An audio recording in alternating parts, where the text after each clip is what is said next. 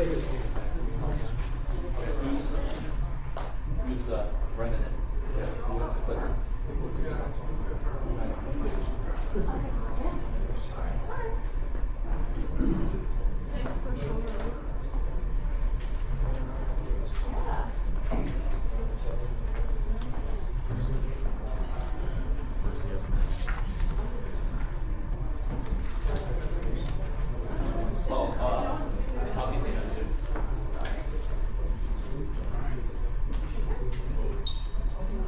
Hey, Dion, are the mics on?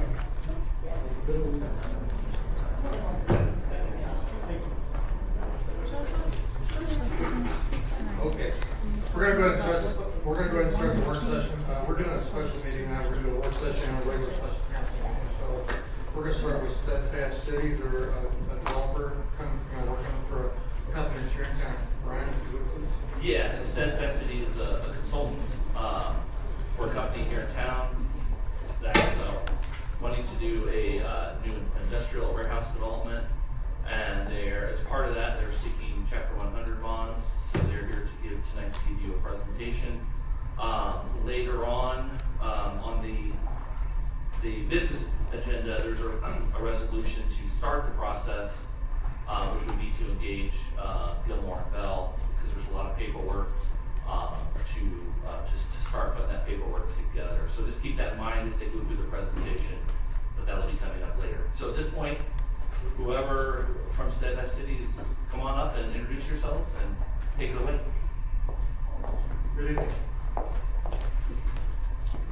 It's all right, all four of us are up here? Yep. Okay. Yeah, or they can step behind you, whatever they want. Okay. Great, thank you, Brian. Yeah, we're excited to be here tonight. I'm Shayla Meehan, Senior Project Manager with Steadfast City Economic and Community Partners. I'm here with my colleague David Surratt, as well as our clients, Alex Knoll and Fritz Knoll, of longstanding Arnold-based business, Acid Piping Technology. So we've really been brought on to assist them in securing economic incentives for their proposed industrial development. So we've got our presentation here today to kind of go over those project details, discuss some of the challenges of the site, and those challenges are really why we are here tonight. What brings us in front of you to present this project opportunity and seek Chapter 100 incentives and seek your consideration to continue this conversation. And so actually the proposed site is a site that our client has owned for over a decade now. So they've got firsthand experience seeing some of these challenges, and we'll go into a little bit more detail about that. But again, really why we're here tonight. So into a little bit more about Steadfast City. So in addition to serving businesses and developers for site selection and incentives, we do new markets tax credits work, grants and fund development for nonprofits and communities. We do community and economic development planning. So based in St. Louis, have done some Chapter 100 incentives for businesses throughout the county, throughout the state of Missouri. So let's see, and then actually turn it over to Alex and Fritz to talk a little bit more about their entity, Gateway Industrial Development, that's an affiliate of Acid Piping Technology. So they can give you a little bit more context about what their operation is all about, and the history of their business here in Arnold. Oh. So we've been here since 1991, long enough to remember Grandpa Pigeons out there on Jeff Hill. My dad started the company in 1991. My brother and I, that was our study going to summer camp, I guess, or playing sports for the summer. That was our job, was to build the building, get the company up and going. From there, I'm 34 years later. We've doubled in size at least. Continue to try to keep growing. Employ 23 guys, 23 people in and around the Arnold area. We're a machine shop, so we're mostly a machine shop that manufactures sulfuric acid resistant pipe. It's as exciting as it sounds, I guess. The pipe's manufactured in Ohio, Virginia. We bring it in, it's just raw pipe, and from there we do our machine work to it, get it ready for the end user, and then we ship it all over the world. We have 800 and something plants currently, sulfuric acid is like the biggest chemical in the world, so there's plants everywhere around the world. We have a shipment going to South America this week, shipments over to Saudi Arabia, shipments everywhere. And the business has done very well for itself. We try to continue growing, so we need more space. 12 years ago, if you guys remember, what was owner's last name? Elmer Chris owned the farm next door to us. He owned quite a bit of land in the industrial park once upon a time. He was a heck of a nice guy. He was our neighbor. And I guess we were probably his neighbor, his best. There could be a neighbor for him in the industrial park. So, whenever he needed something fixed, he came to us. We fixed his lawn tractor, all that kind of stuff. We're approachable. We're a small company. And when he unfortunately passed away, his family gave us first chance on the property, and that's when we bought it 12 years ago. And we've kind of waited to develop it since then.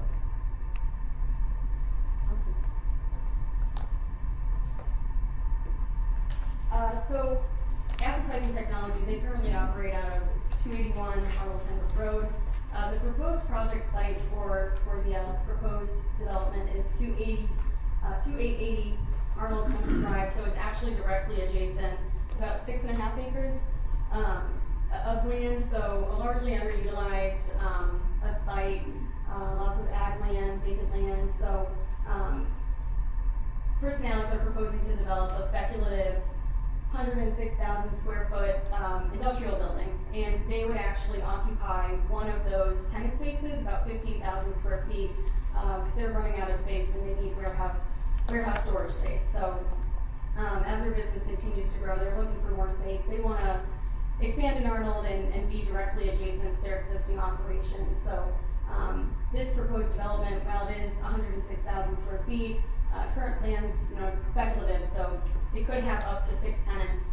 Acid Piping being one of those 6 tenants, it would bring in new business to the city of Arnold, which is very exciting. So it could be a job creator, job generator, and it allows Acid Piping to maintain its existing operations in the city while also expanding its warehouse needs and attracting new business, new talent, new jobs to the area.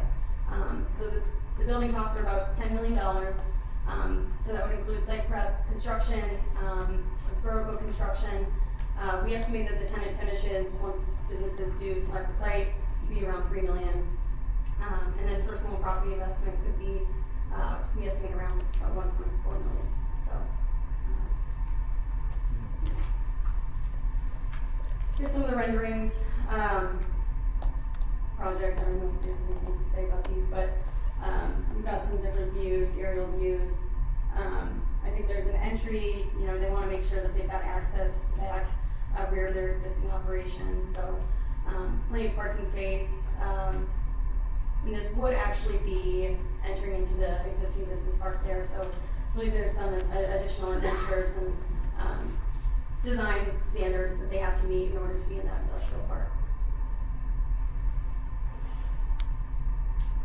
So as we kind of highlighted, they've owned the property for over a decade. They've seen firsthand some of the challenges with attracting business to that site.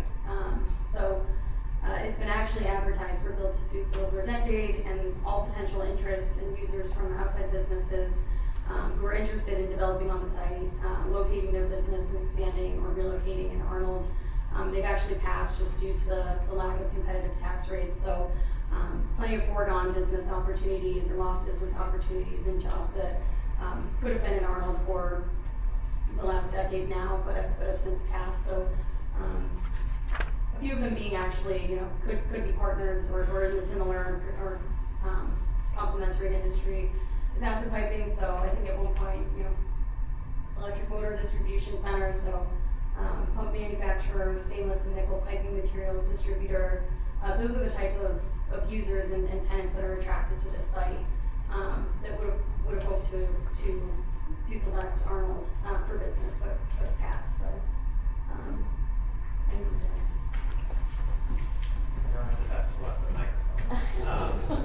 So as you guys can see, their existing operations is there to the south. The two buildings with the storage are in the back.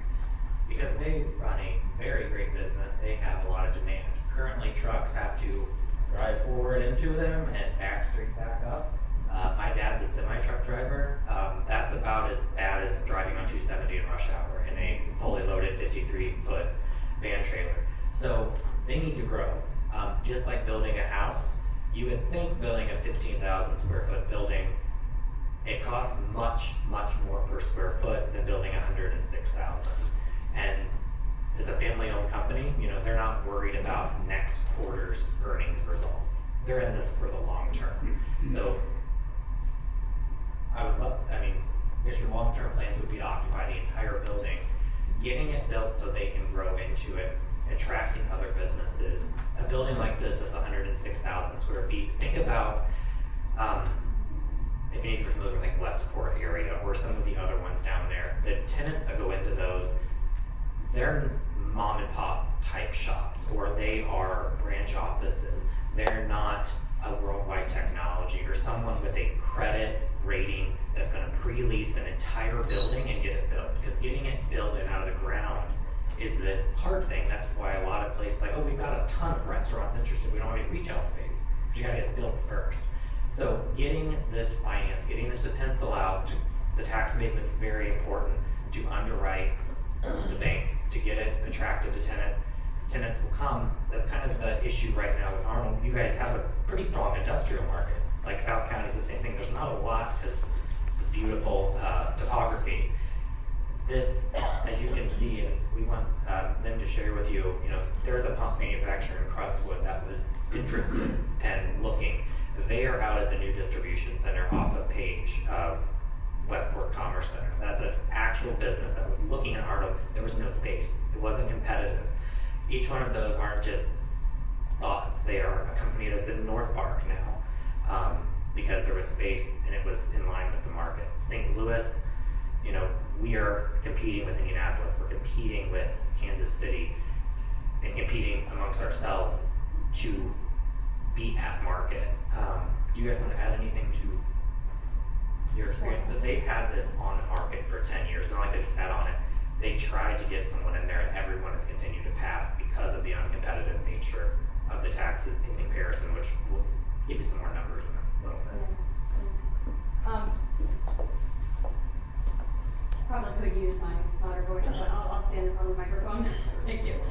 So our Chapter 100 request here, we really do feel like this request does balance the needs for the project to make sure that it is still competitively positioned to attract new business to the city of Arnold and to the site, but it also balances the needs of the various taxing jurisdictions. So our request will still allow those taxing jurisdictions to be protected and still realize an increase in their real estate tax revenue in the first year that this project gets built. So our exact ask that we're seeking support and consideration for is a Chapter 100 real property tax abatement at 95% in years 1 through 5, followed by 75% in years 6 through 10 on the non-emergency taxing jurisdictions.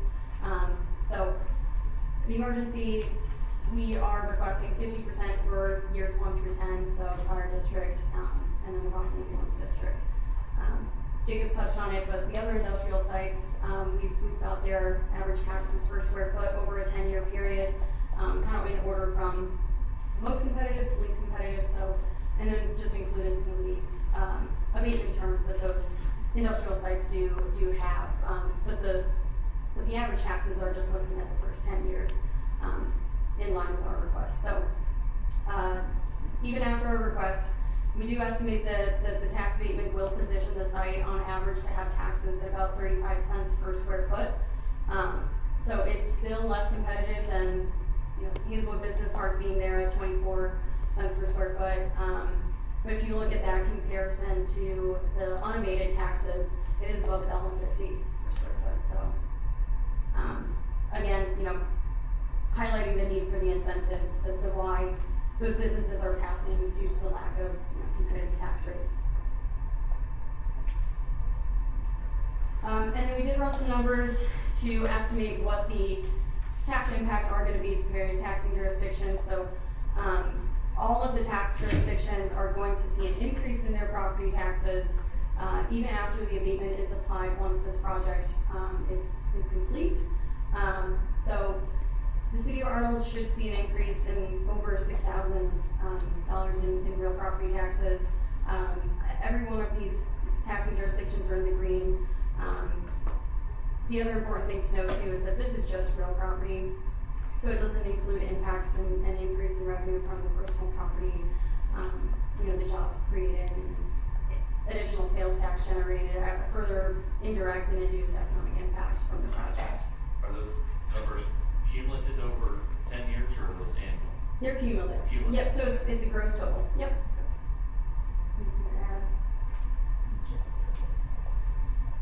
Yes, so we did have, several meetings with Superintendent Paul Frigo of the Fox School District. We really wanted, when we, presented this request and the proposed project, proposed incentives, to you all here, we wanted to ensure that, we had done our due diligence and met with the Fox School District.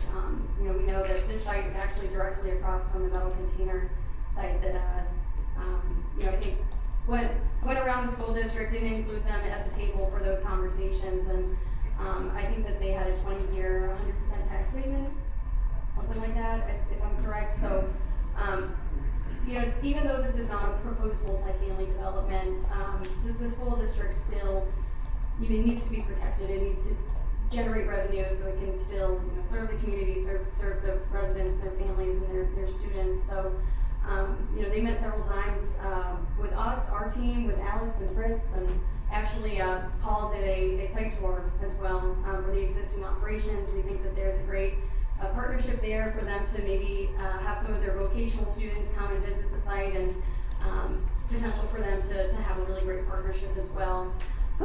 So we do have received verbal, confirmation and conversation from the school district that, they feel comfortable with this request, and that they feel that the increase in taxes, which for them at the top is gonna be about $150,000 over the 10-year life of the abatement request is gonna be a positive for them. And then we also did meet with the fire district and their board, as well as the ambulance district and their board. And they believe it's a good project. Understand public-private partnership is sometimes needed in order to bring longer-term positive real estate taxes and investment to the city. So we have met with them and their boards. So. And that's a standard part of the process in Missouri and this other states. So we do tax abatement work and consult with businesses and economic development centers across the country. Obviously, looking at the tax rates, everywhere in the country, the schools are the largest recipient of property tax dollars. And so, part of our job is ensuring and protecting our clients. No business likes to be in the paper for anything that's not outstanding news. And so, to come to a meeting here and to present taxing without the school being informed about it, and they hear about it tomorrow, that's not done anywhere across the country, because no one likes surprises. And neither do we want the city to end up having a bad relationship, knowing that they are the largest recipient of taxes. The same thing, I've done incentives on the Illinois side. The schools are the same way, the fire districts are the same way, especially in Missouri, where ambulance and fire can opt out, and they fall in line under the city. You use one set of documents, so it's kind of a timing mechanism. Mm-hmm. It also ensures too that when we do come to you and present our proposed incentive request, that it is as close to the final request as possible. So you don't want to present anything to you that is, hasn't received feedback already from some of the other taxing jurisdictions.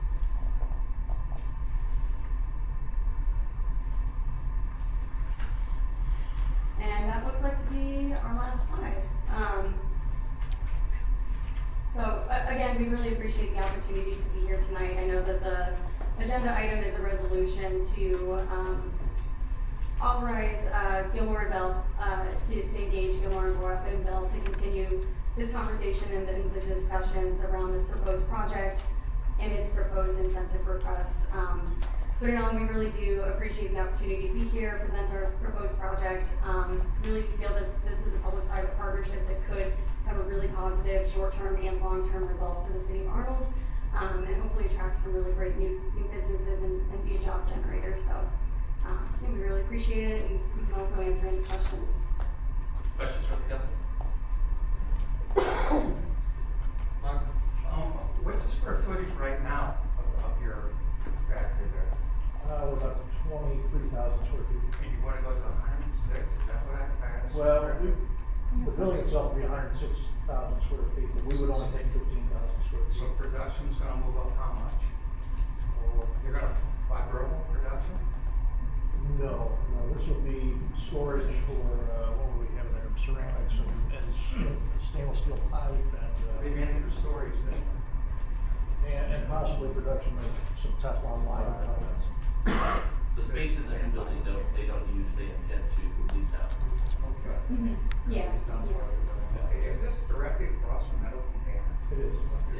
It's right on the corner of Manufacturer Drive and Arnold. You drive by their house, they were being raided. Okay. Yeah, my question is, trucks. Yes.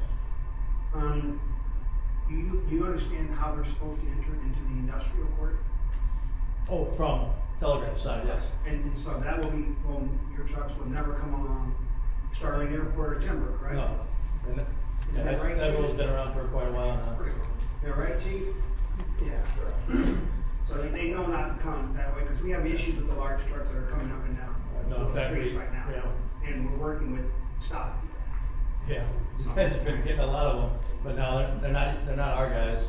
Yeah. So we have our secretary up front, Donna, when she answers the call from the truck driver saying he's gonna arrive soon, she gives specific instructions on how to arrive.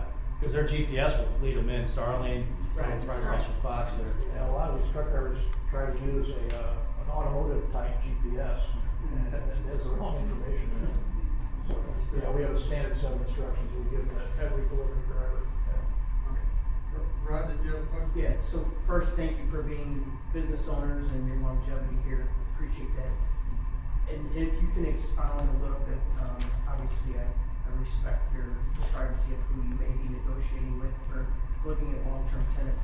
Can you expound at all, like, what you see the future being, or like, I'm very interested in it not being necessarily just warehousing space, as it's going to generate foot traffic in the community, which then supports our streets and roads and police and everything else, right? Well, the way we have it designed, we're bringing in heavy industrial electricity, so that it won't just be distribution space, it has the potential to be heavy manufacturing space.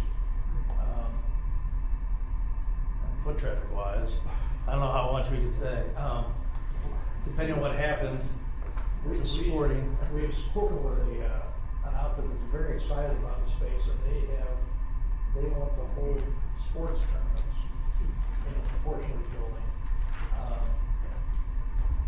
I understand sports very well. Yeah, it's something new to us, but it's fascinating. I mean, what they've conceived is really neat to me. But it would draw a lot of people, so restaurants, hotels, it's something we have never considered, but we are proceeding. I have a daughter that played ice hockey for many years, and I've traveled to many cities spending many dollars, so I fully understand, thank you. Can I add a little bit to your question, sir? I'm sorry. Can I add a little bit more to it?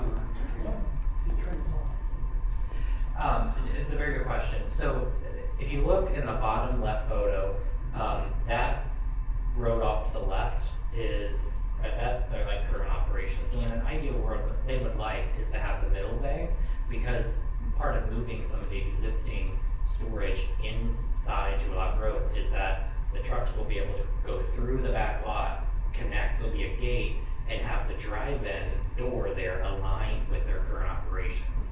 Now, personally, I think they're ending up taking an in-cap space, like leasing it to another party, they're gonna be more interested. But they would go, they've told us they would go wherever. The ceilings will only be 28 feet. So like modern warehouse, like the Amazon buildings, they're actually getting to like 40 clear foot. So like the building itself,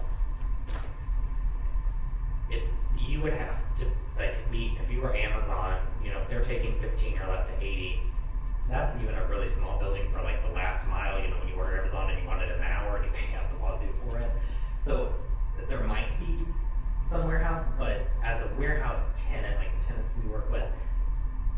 more designed for that office warehouse, like the drive-in doors, the dock. Like think about someone who operates, you know, the whole front half would be office. You'd have quite a few cubes. You'd be like a manufacturer, distributor, which would actually increase the personal property investment, and then have the back be like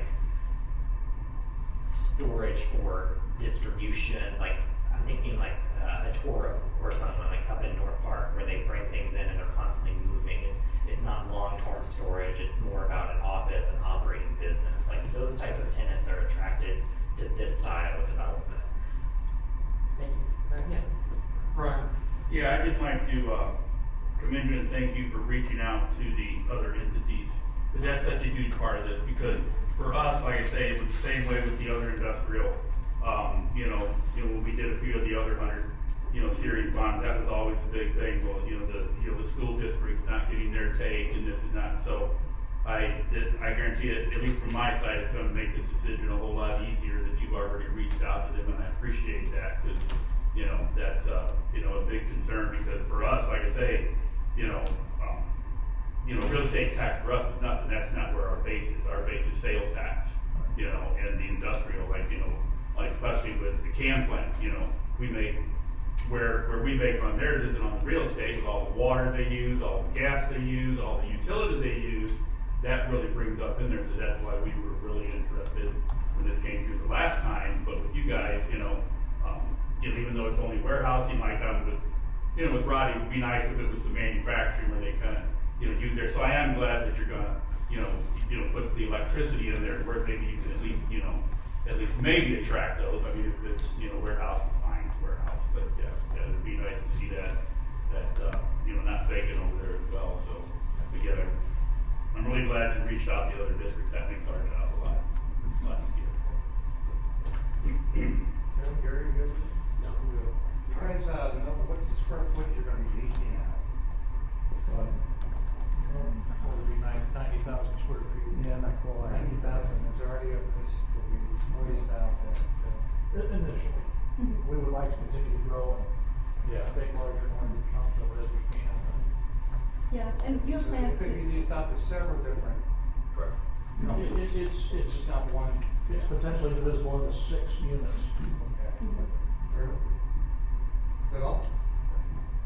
All right, thank you very much. Thank you All right. for your time. Appreciate it. yeah, thank you for your time.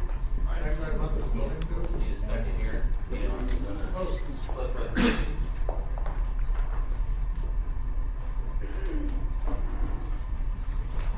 So wait for Deanna to switch things over for me. Thank you, Dan. All right. Feedback. All right. So the first topic tonight is the building code update, and this is something that you have talked about in the past, and we've actually already opened the 90-day waiting period, if you recall, for the changes for roofing and siding. But there are some other changes since we're opening up the code that we're taking advantage of that opportunity, cleaning things up. And I just wanted to go over those other things so that you weren't surprised when the ordinance is actually before you at a public hearing.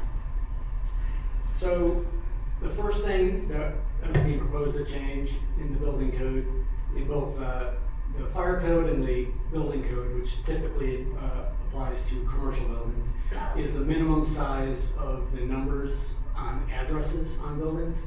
And the building code has a minimum size. What's being proposed is to raise it up slightly from from 4 inches to 6 inch high letters, with a minimum stroke width is being widened as well.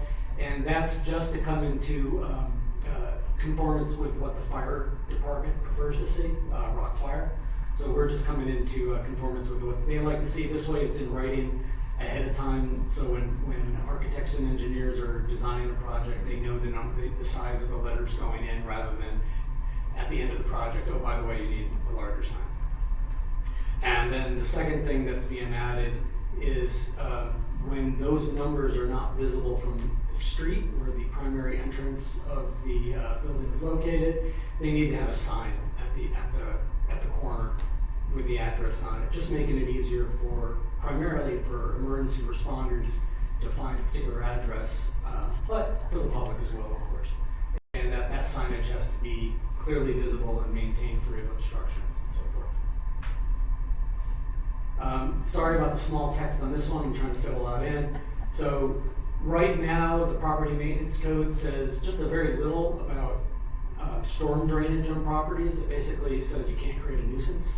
So what is being proposed are some changes. First, it's a cross-reference to other sections of our code. So again, so when engineers and architects are looking at our building code, they know that there are other sections of the city codes that they have to look at for what other requirements we have relative to stormwater.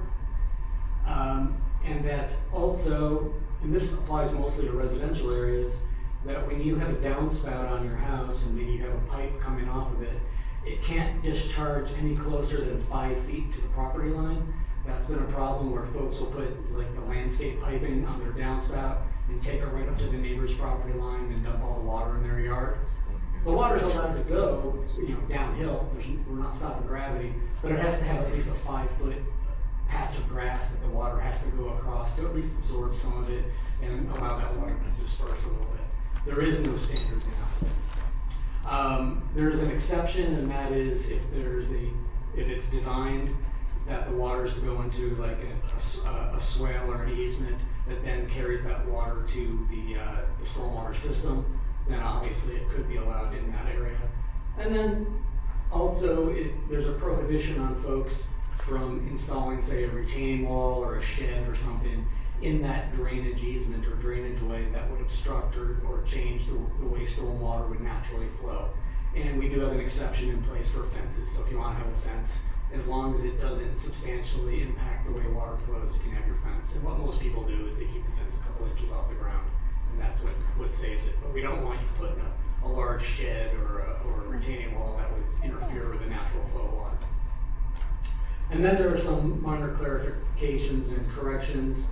The first of which basically refers a section of the building code to an existing section of the city code that speaks to the membership qualification in terms of the Board of Appeals.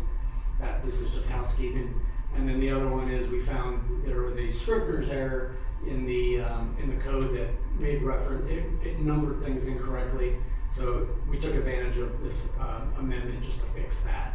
And that's basically all the changes to the building code. I'd be happy to answer any questions about that. Otherwise, I'll move on to the next topic. I see a flurry of hands. So We let my council see those on a future agenda. oh, this will come in August. So if you recall, it was introduced a couple of months ago, and then there's a 90-day waiting period. And then, so you'll see this in your first meeting in August. That's good. Okay, sure. All right. Next one. Chronic nuisance properties.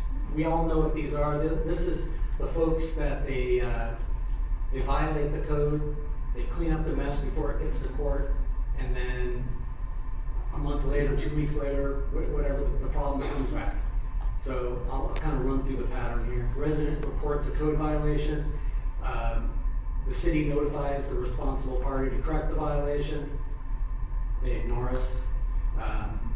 So we issue a citation for a court appearance, and the violation is corrected before it goes to court.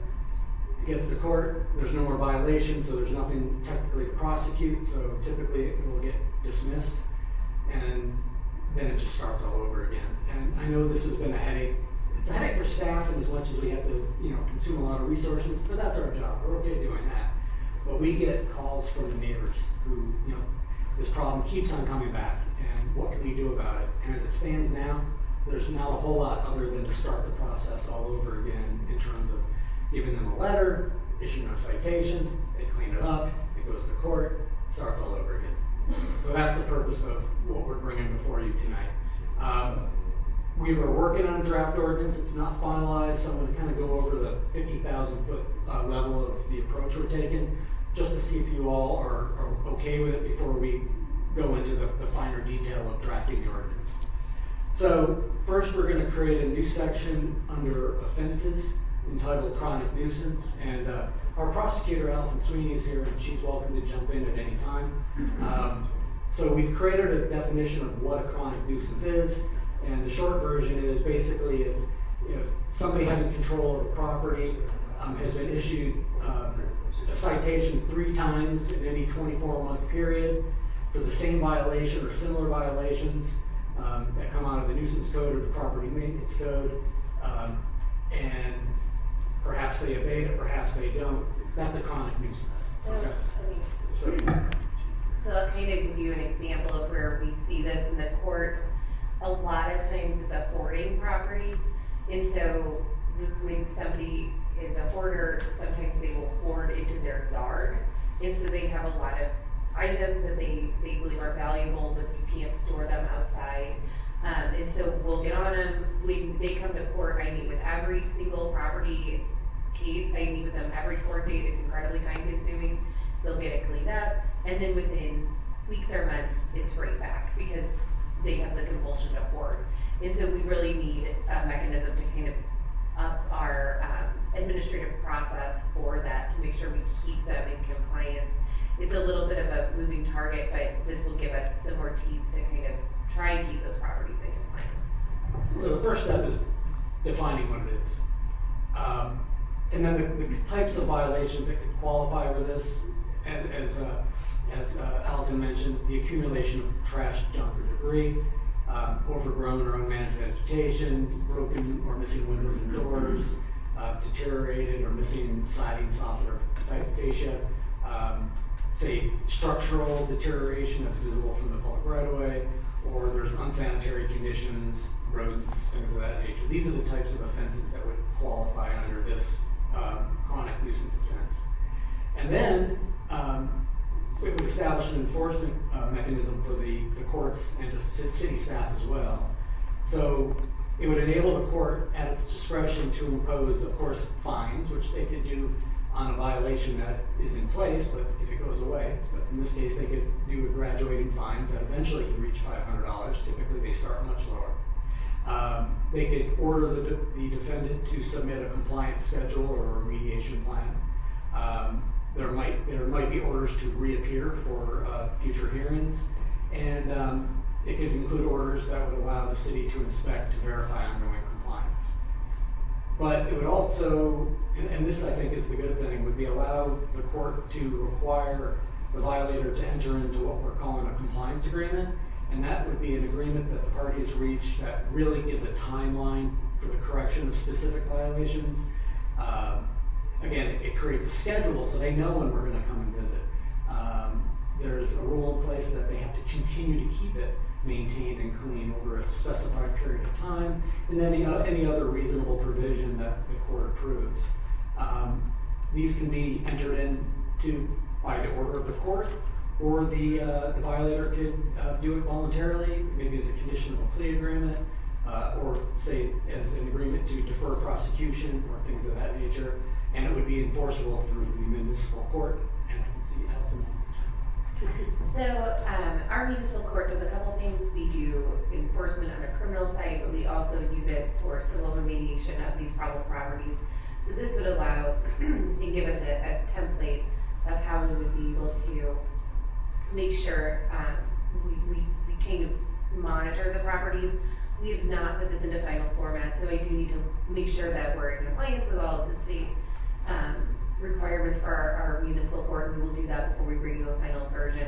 But this will give us that opportunity to say, we're going to enter into an agreement, we're going to keep coming back to make sure we do it, it's all written out so everybody understands, as opposed to just giving them a fine and then they go home and then we start the process over again. So it just allows us to be a little more hands-on. It's my goal with code enforcement has always been compliance, not punishment. We want the properties to come into compliance. We give them a lot of time to come into compliance. Some people, a lot of times it's an issue of resources. We understand that, but we need to make sure that people are making progress towards bringing that property into compliance. And then the last feature that we'd like to include in the ordinance would be that irrespective of all the above, the city still retains its authority under state statute to abate certain nuisances and recover associated costs and assess a lien against the property if necessary. We do that today primarily with people that don't cut the grass, and we'll have to cut the grass for them, we'll put a lien against the property. But there has been a couple of other occasions where we've had to say, demolish a dangerous structure, and we had a special tax bill placed on it to eventually recover that cost as well. So again, this isn't the final ordinance, this is more of the approach and direction that we're looking to take, and sort of wanted you all to, give some head nods to say, yeah, this is a good approach, and if so, we'll come back at a future work session with the final draft. Happy to answer any questions, otherwise. Eric? Yes, why 24 months versus 12 months? To be frank, the amount of time that it usually takes to move through the court system once is usually close to 6 months. And so, this just kind of keeps it on a shorter leash, I guess, to make sure that you continue that compliance. Folks always want a continuance, regardless of the reason. Anybody else? Other questions? Alright, making these longer. Next one is gravel driveways. And these are just some pictures of some gravel driveways, not necessarily in Arnold, but just, you have seen, I did use these a couple of years ago. I'm recycling my photos. I don't know how well you can see the top left picture. That shows a gravel driveway. The gravel is working its way downhill into the street. The middle top is pretty obvious what that is, as is the top right. The lower left, that's gravel that's silting in a stormwater inlet. Of course, you have potholes, and what potholes can do, it makes it difficult for emergency responders, let alone the residents and delivery drivers, to get to particular properties. It's known for a fact that I've seen situations where fire trucks have gone to a property, not necessarily in Arnold, and they've broken an axle because of the potholes in the driveway. So, based on that, back in 21-22, you all discussed it, or at least half of you did. There was a number of contradictions in the code. There were 6 sections of the code that were very clear.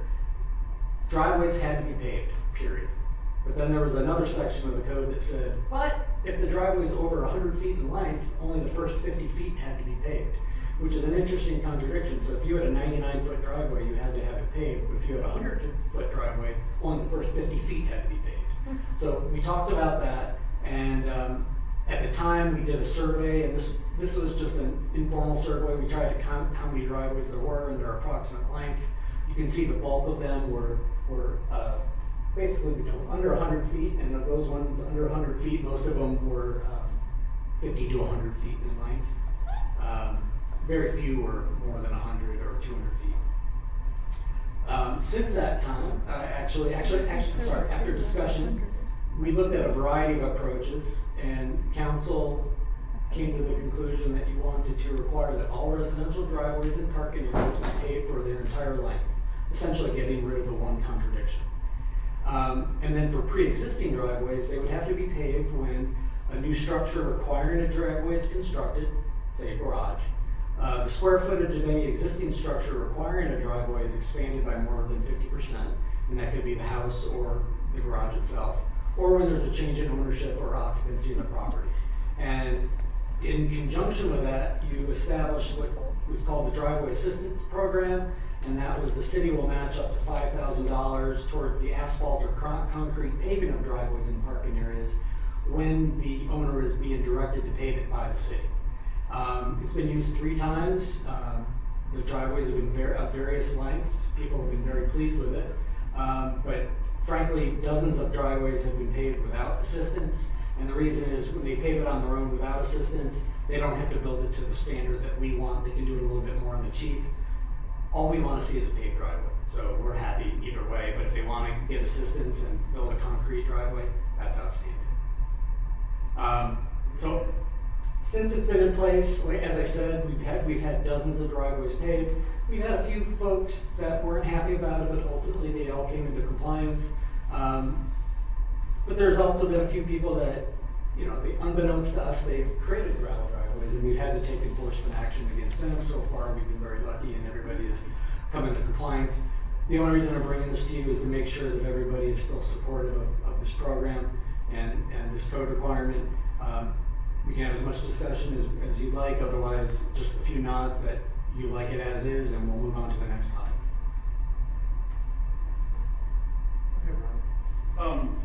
Dave, have you discussed at all about when you say paved, does it have to be blacktop, or are we at a lot, you know, so there's a lot of new type of products that have come in that makes it a hard surface, but it's less expensive sometimes than concrete, you know.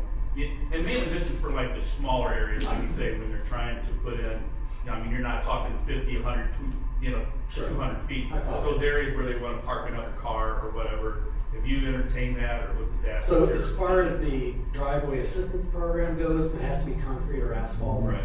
But that doesn't preclude somebody using what's called permeable pavement. Right. So that could happen. And if they don't use city assistance, we just require that it's paved with a hard surface. And we don't get into the finer details of how exactly they do it, as long as it's paved. So they can't replace gravel with gravel, but theoretically they could do chip and seal, they could do a thin coat of asphalt, they could do pavers, various, Okay. as long as it supports the weight of the Right. vehicles that would otherwise be going in. Yeah, because most of them are just that smaller where they wanna park a second vehicle or something like that they, yeah, you know, they really can't use gravel, but, you know, concrete can get, you know, pretty expensive for some people too, but that's great. Perfect. Thank you. We talked about length, what about width? They only have to have for one car, or they have a driveway that has 5 cars and it's all gravel, they only have to have one? If you have to park your vehicle on a paved surface, that is the requirement, and I don't know if you saw the language, it speaks to the driveway and the parking areas, but we don't have a definition of how wide a driveway has to be. If you want a single, car width driveway, that's your business. I mean, it may be a The rest hassle could be- for you. But the rest can be gravel. No, the parking area has to be paved. Oh, Yeah, the driveway and the parking area. Is this mandatory for everybody, or some people are grandfathered in? No, that's what I was saying. If there's a change in ownership, or they do an expansion or build a new garage, they have to come into If you're compliance. grandfathered in? There's no such thing as grandfather, you're legal non-conforming, but if you sell the house, or there's an I've been expansion. in my home for 30 years, and you guys came out with this ordinance 10 years ago. I still have that. We were not going to folks that have gravel driveways, it's only if you sell the house, the new owner Yeah, I'm has to just pay saying, it. people that are grandfathered in have been living there for a long time. If they sell the house or they I'm not expand, asking you to sell the house, I'm saying if they live there. where there's no change, yeah. And there's no change, that's my No. question. So they're fine. Okay. It's only under those very specific situations. Everyone got their question? Okay, move on. So the last one, occupancy permits, and I see Brad Carey here, I believe, it was a few meetings ago, he brought up an issue with the way the code is written. Before I get into that, I thought I would talk a little bit just about why cities have occupancy permits and how they're handled regionally. So these are, just basic reasons, ensure safety standards are met, it's an opportunity for the city to inspect and make sure that buildings are up to code, that they're in compliance with various local codes and regulations, or confirming that it's a sanitary condition, that there aren't illegal or unsafe occupancies, that it's suitable for its intended use. It helps maintain the quality of our housing and building stock, helps minimize liability for both the owners and the municipalities when properties are brought up to code, and just maintains orderly development and neighborhood standards.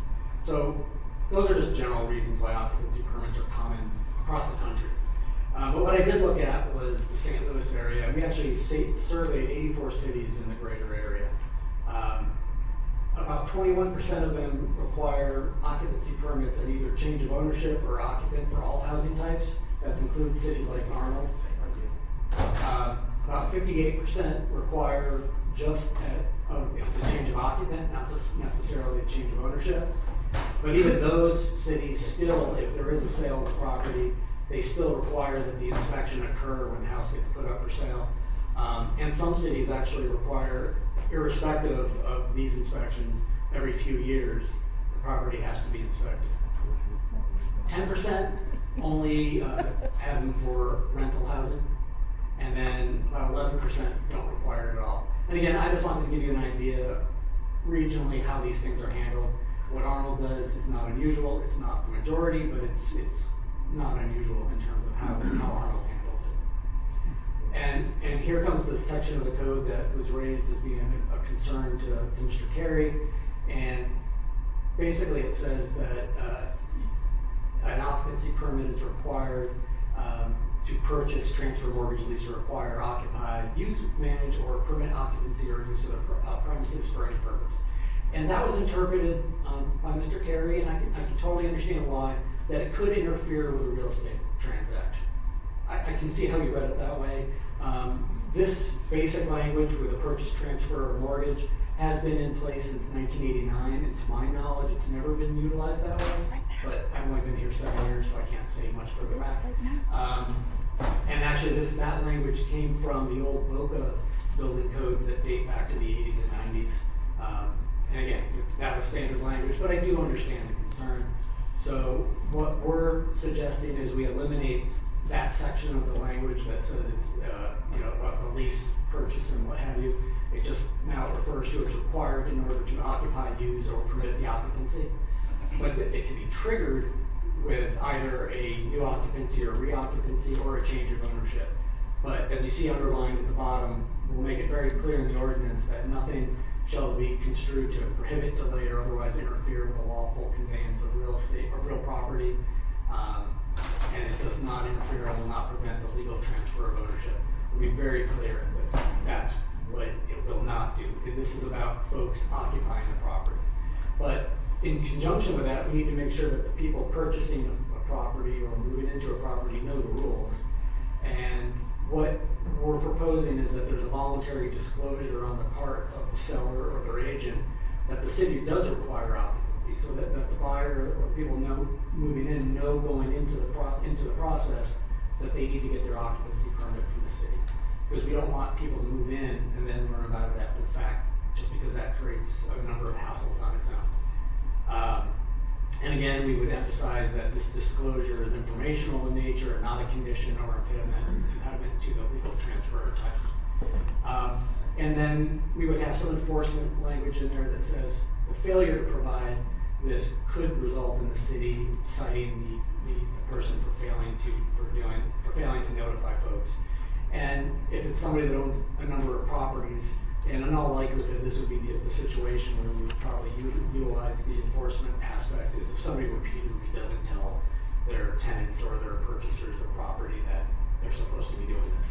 So this is the short version. There's likely to be more language in the ordinance as well that addresses a few other finer points. But again, we wanted you to see the approach and see if you're comfortable with it. That, again, we're trying to get away from the purchase and lease and make it more about the occupancy itself or the reoccupancy of the property. Still triggered though at the time of the sale though, so that folks know about it going in. We want to make people fully aware from the outset of what the process is, so they're not surprised after the fact. Happy to answer any questions. Otherwise, again, if you all are comfortable with this, just let me know. What's next, David? Allison and I will work on a revised draft, and we can bring it back to a work session, or we can bring it to a regular meeting for your approval. It's up to you. Anybody? Any comment? Great, thank you. Thank you. Last one on our work session is Brian, Highway 141 Connector Road update. Yeah, the mayor asked me to provide an update tonight. You may remember after the Arnold Parkway project was canceled, the city council passed a resolution directing the city administrator to continue to purchase on a voluntary basis properties in the Christie Drive area from any willing sellers. It's been 9 months since then, so the mayor thought an update was in order.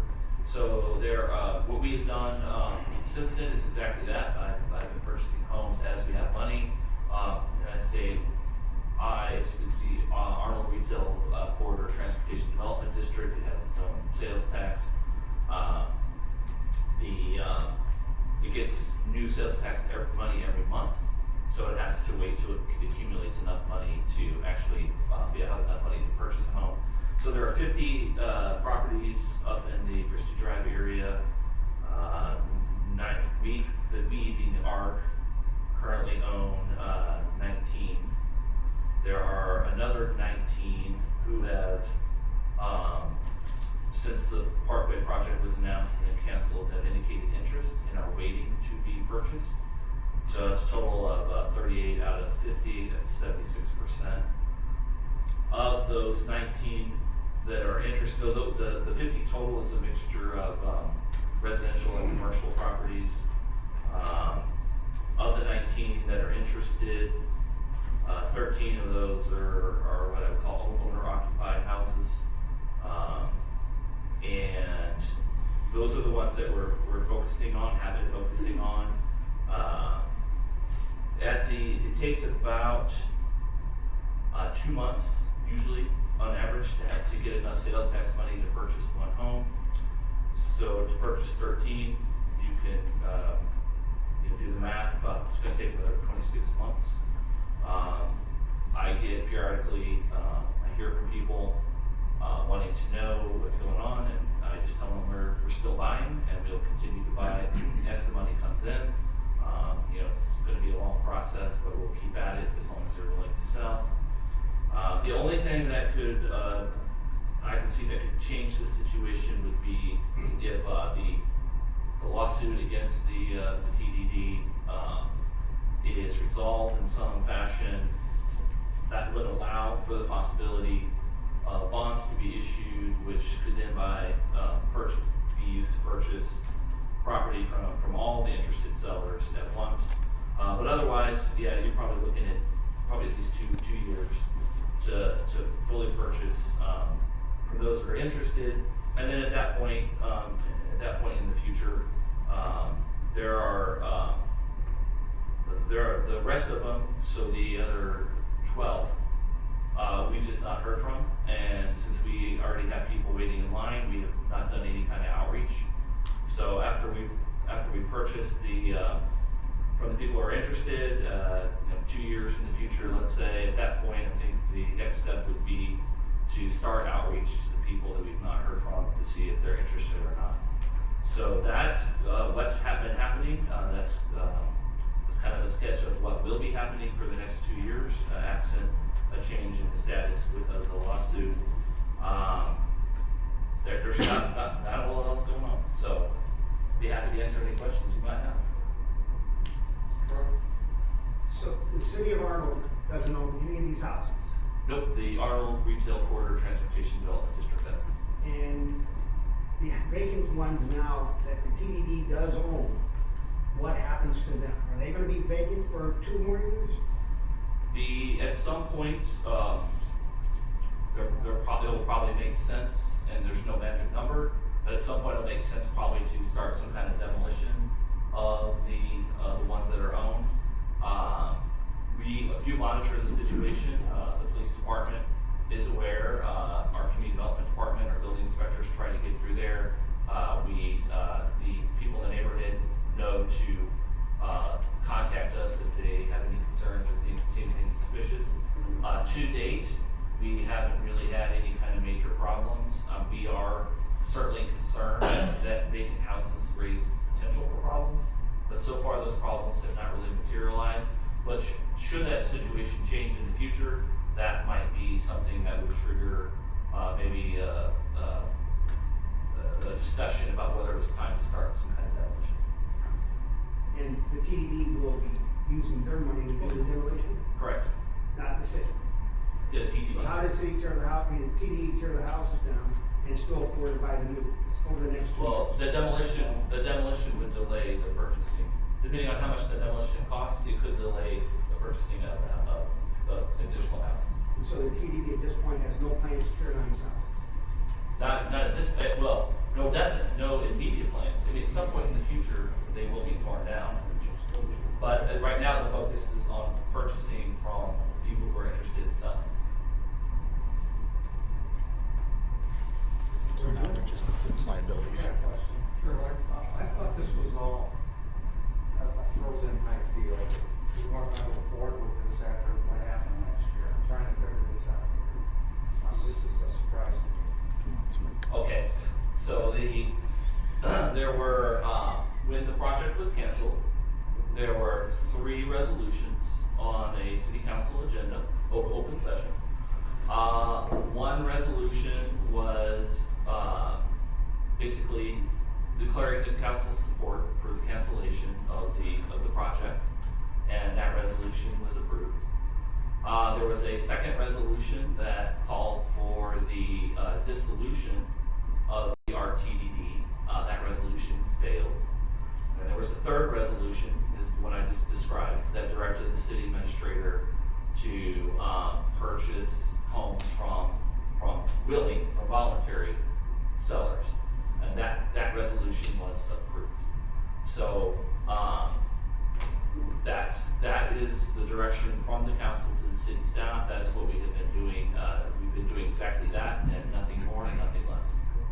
Okay, and, there's no eminent domain involved in this whatsoever. The resolution was extremely clear that it was from voluntary willing sellers. Everybody good? I guess I'll close our, work session agenda, and, I'd like everybody to stand.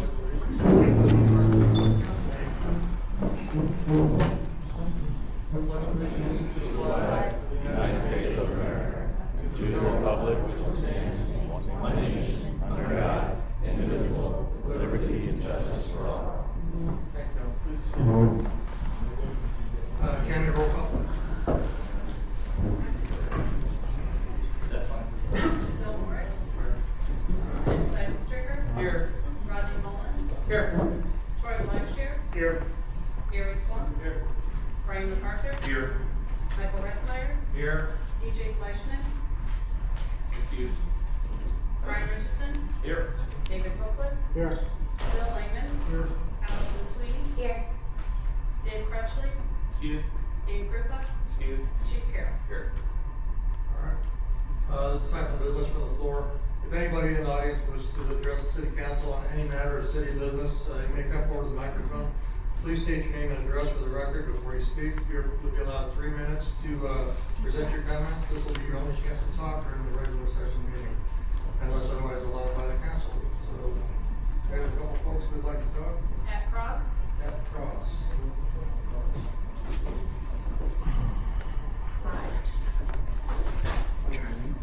I was wondering if it's Your possible. name and address, please. Oh, I'm sorry. Pat Cross, 2048 Oak Drive, Arnold, Missouri. I was wondering if we would be allowed to discuss the huge elephant in the room and the resignation of Jessica Bass. There's a lot of rumors going around. There's people in the city of Arnold that have been talking to their councilmen, and their councilmen have been giving out information that they shouldn't be giving out. So I was wondering what was going on with her resignation. Is Okay. anybody willing to talk about it? And Jessica seems to have no trouble talking about it, so. Let's not get ignorant, really. I'm not, Let's try. I'm just, this But I is know. your turn, this is your turn to talk, and if you'd like Right. to talk specifics, then, make an appointment, we'll come and talk about it. I just, Well, I can't do this We can't with do it in open session, No, so not- everybody can hear. That's not what we're doing here. This Oh. is your turn to talk. Okay. Well, that answers my question. Okay. Thank you. Yes, ma'am. Brett Carey.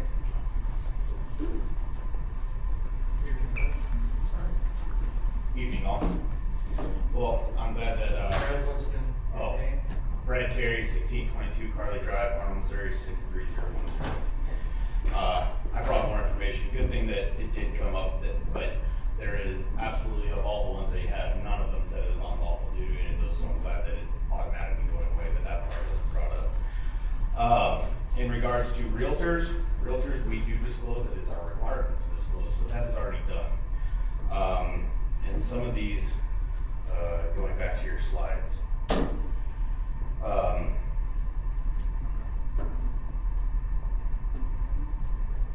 Everybody else says, even within all of Jefferson County, the ones that are municipals typically ask for an occupancy. It's only to occupy. It's not to buy, it's not to do any of those. It's not even to transfer of ownership. So what are you gonna do? Are you gonna come try and send them to court also because they bought it at that time as well? Because that's what's going on right now. So that's more questions of that. Please look into that. If you have any questions, feel free to give me a call, 314-378-6939. And you also have a local realtor board that is located within the city limits of Arnold that they haven't reached out to or asked anything in regards to all the realtors in the entire nation or the state.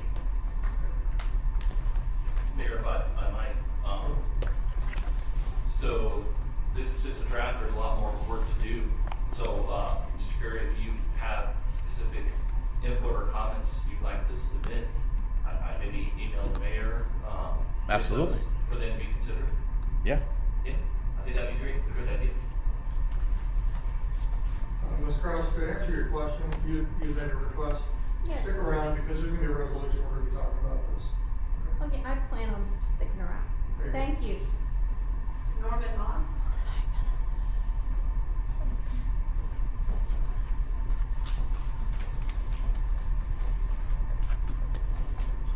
Martin Moss, 2270 Fawn Drive, Arnold, Missouri. Good evening, everybody. I want to make some comments on the connector project. Is this connector project road for future development or a traffic relief project to relieve pressure on 141 at Jeffco?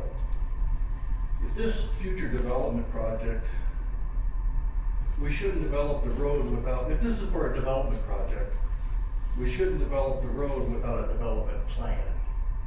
Placing the road behind an existing building that houses Shopping Safe or other retail stores is going to be a complete eyesore with dumpsters, service doors, etc. for future development.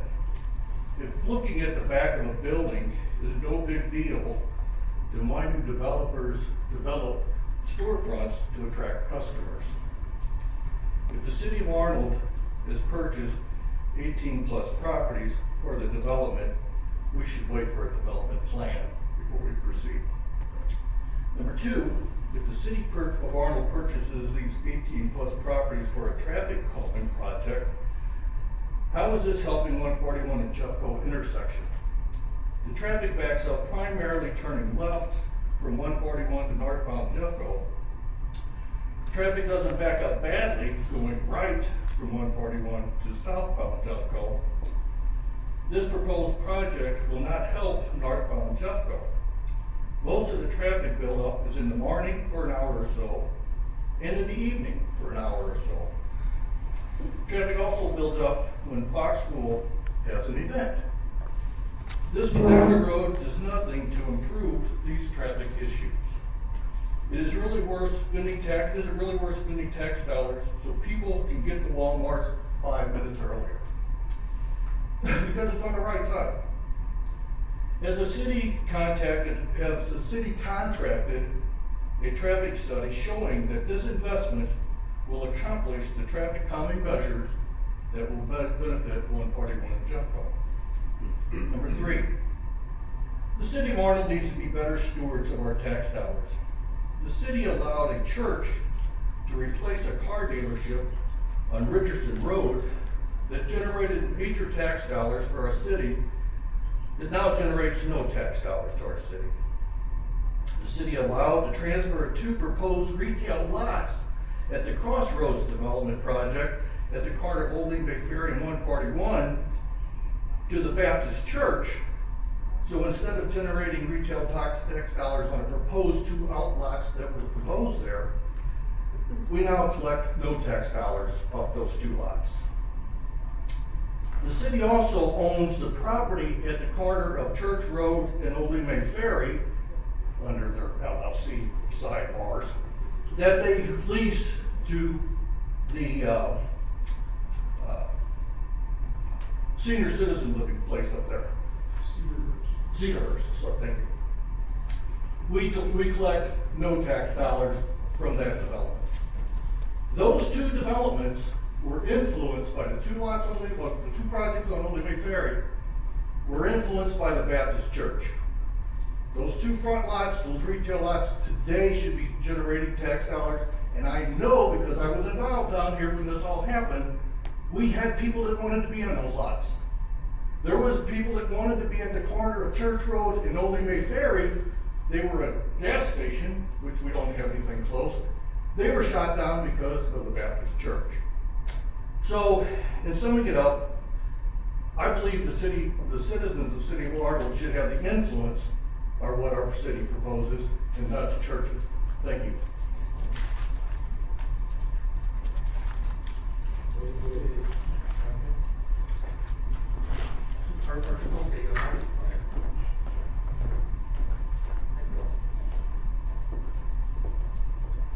Stephen Ritchie, 584 Hickory Manor, and I hadn't planned on speaking tonight, but the nuisance thing came up, and I just thought I wanted to speak on that, just because my experience with the city, it's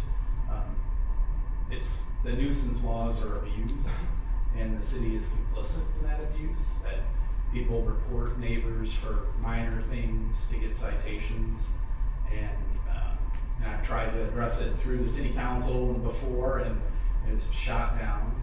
And so I would just, urge that maybe the city reconsider some of its ordinances, such as the trash can ordinance, where I don't think it makes any appearance difference or nuisance difference whether a trash can is right up against your garage door versus around the corner. It's easily seen at both spots, so it's not make a difference in that way. And also in the uniform enforcement of these ordinances across the city, which the city does not do. I've had experience, I've spoken with the city employees in the past about where the code enforcement officer will drive past the very same things that he's going to cite somebody for and ignore them in order to cite the person that got a complaint against them.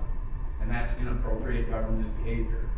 And so this city has a problem, and it's not being addressed. And now you have people wanting to expand the power of the city to create more of a burden on its citizens. So I really suggest that you reconsider some of these things before you expand the government of power to harass its citizenry. And then, that's all I have. Thank you. You give me a call when you get a chance tomorrow if you would. Sure.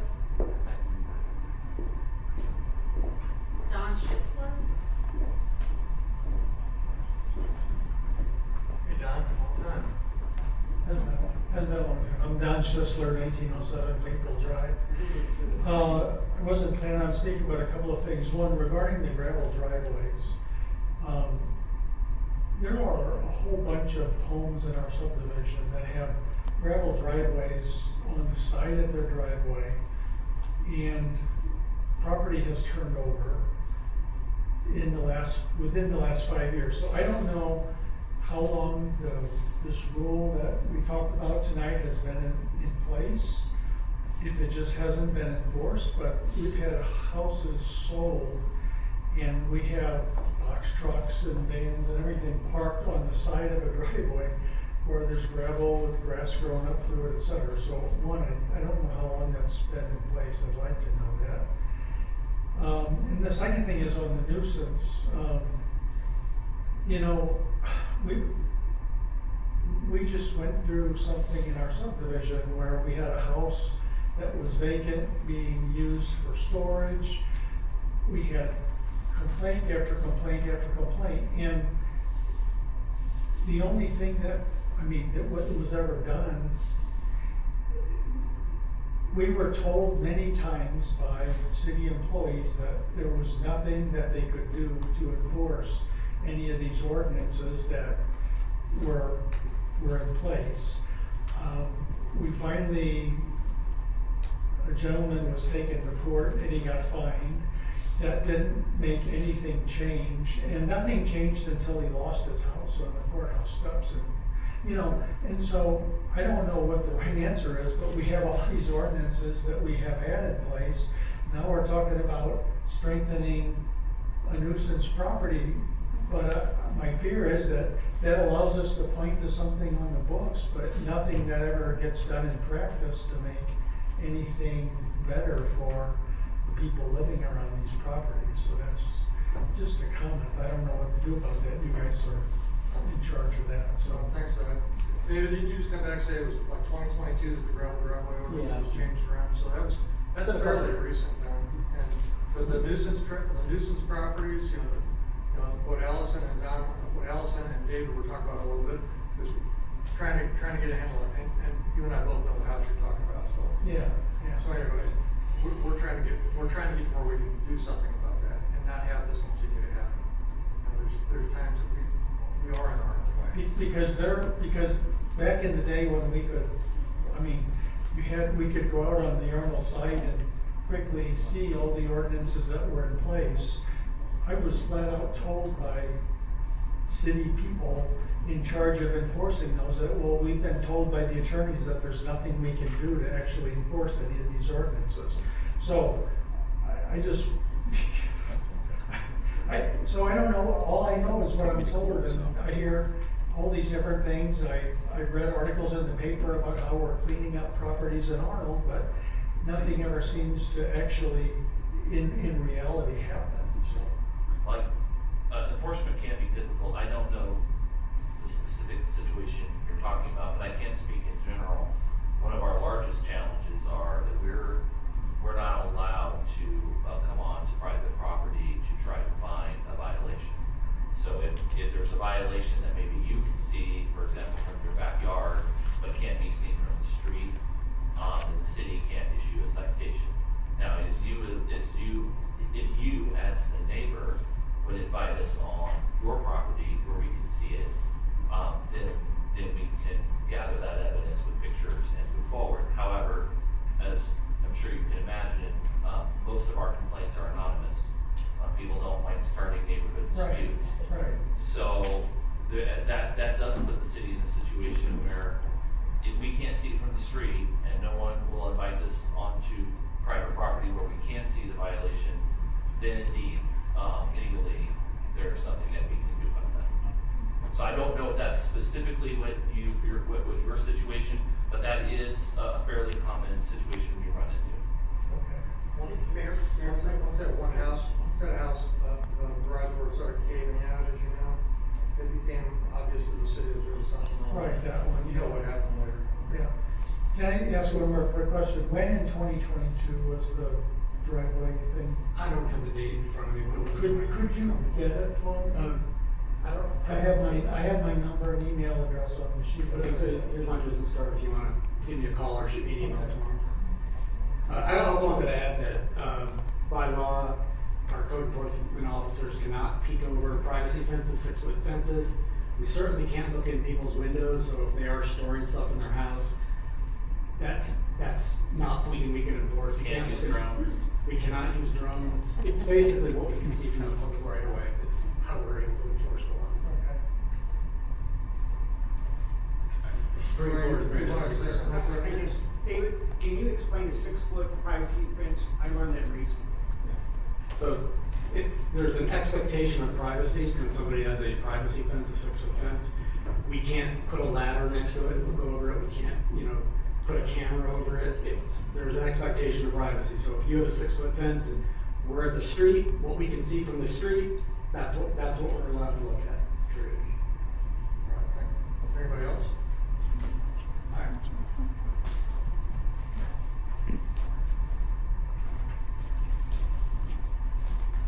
Joe Crouch, 2801 Tierra, here in Arnold. The only thing that I've got is just something I wanted to address with these people here on their new development is parking. If they're having industrial people, I'd like to see where those people are gonna park. If they're bringing in semis, is there room for it? 'Cause looking at the map and the proposed area, it doesn't look like there's any room for anything like that. So just something to consider before moving forward.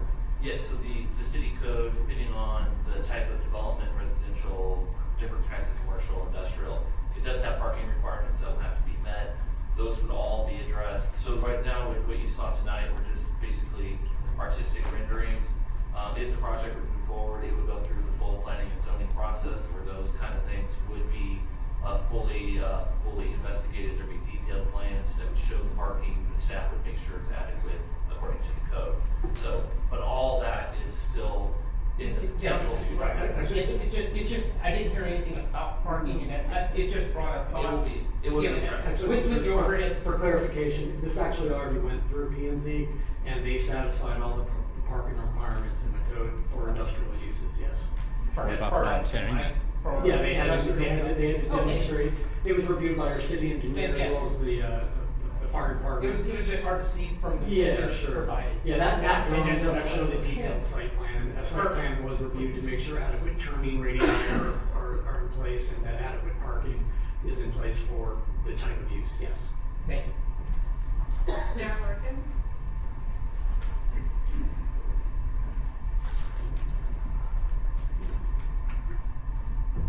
Sarah Larkins, I live at 56 Hickory Court. The nuisance ordinance proposal I am supportive of.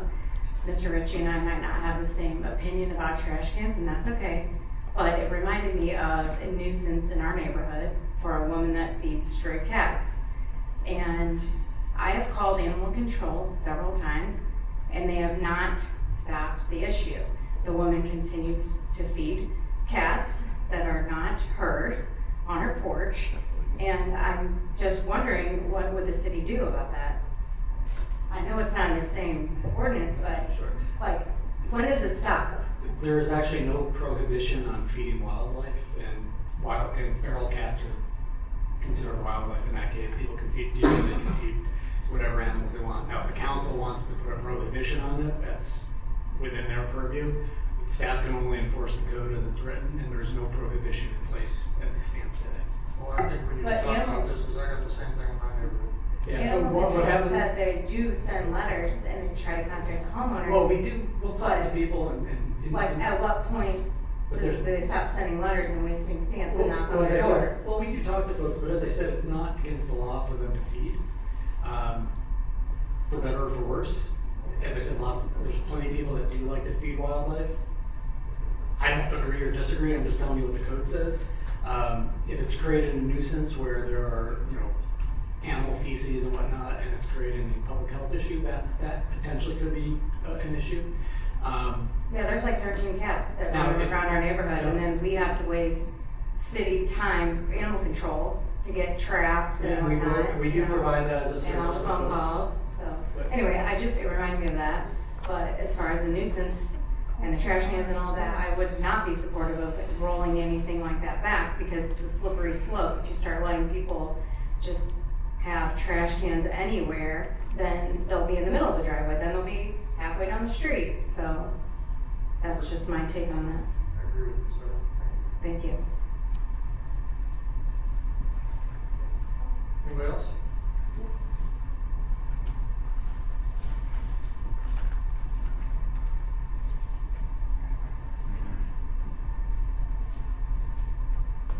Would you like to speak now? Yes. Your turn.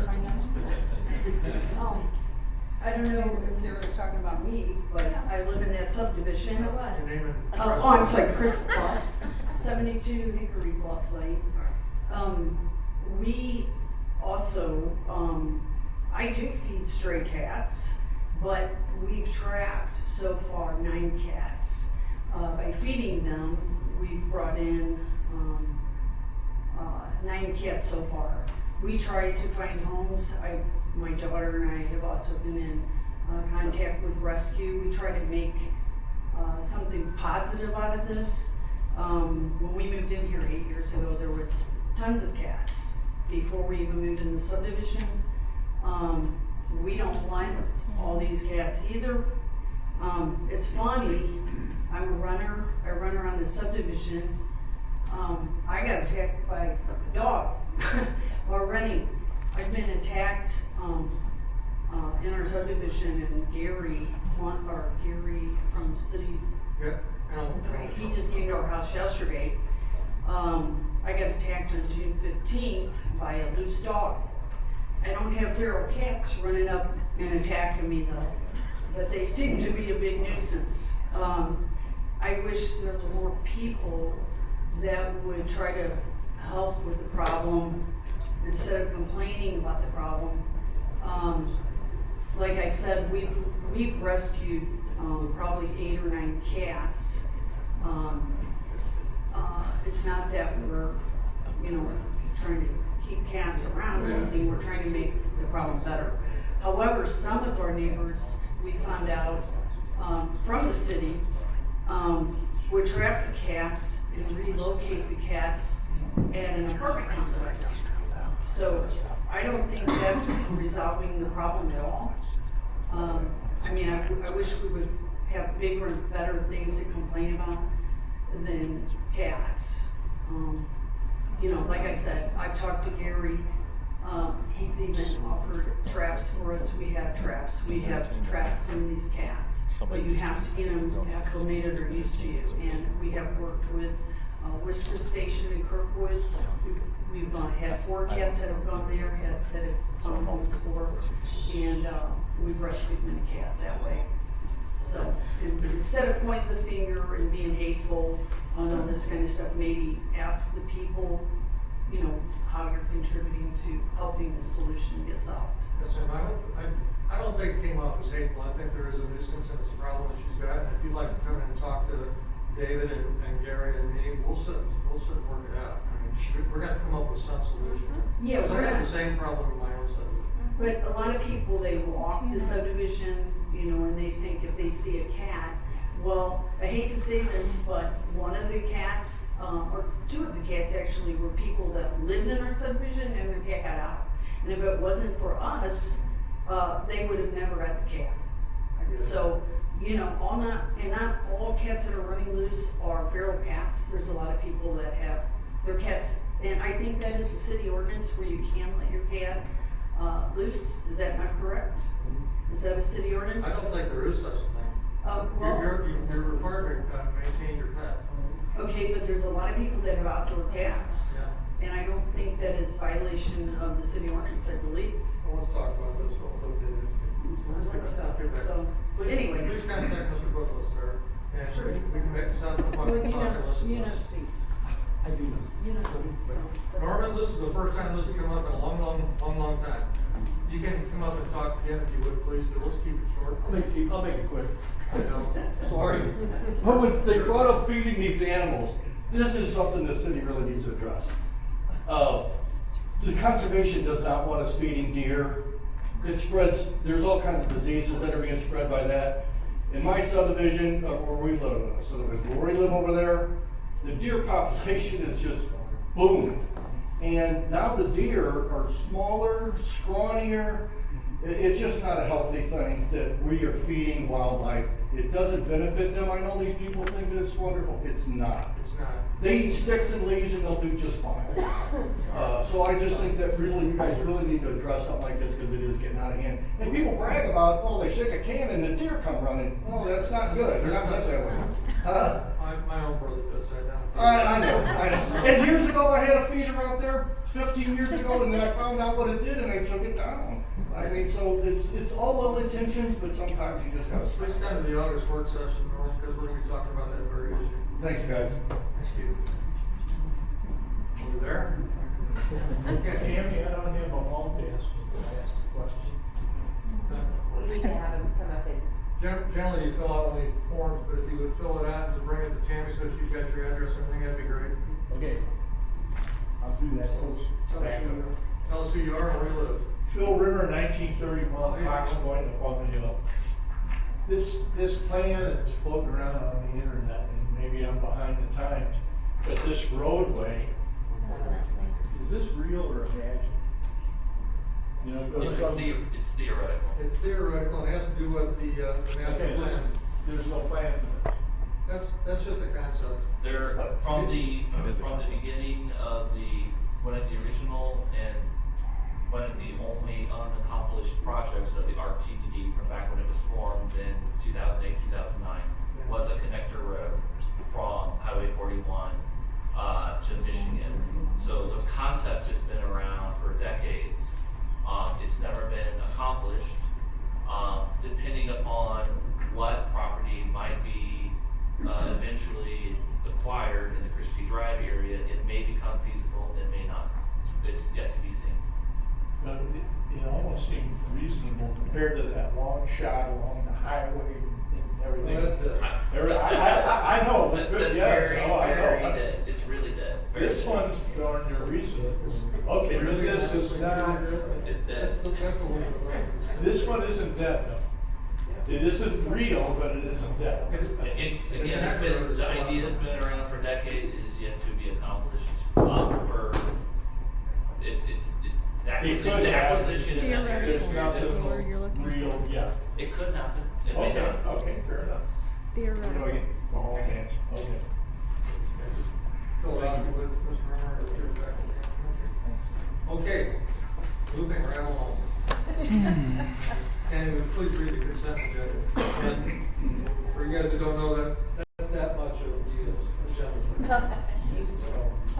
Items on tonight's consent agenda are regular council meeting minutes from the June 5th, 2025 meeting, special council meeting minutes from June 12th, 2025, special council meeting minutes from June 17th, 2025, special council meeting minutes from July 7th, 2025, payroll warrant number T00865 in the gross pay amount of $459,208.66. Payroll warrant number T006866 in the gross pay amount of $433,076.89. General warrant number 5884 in the total pay amount of $1,607,481.94.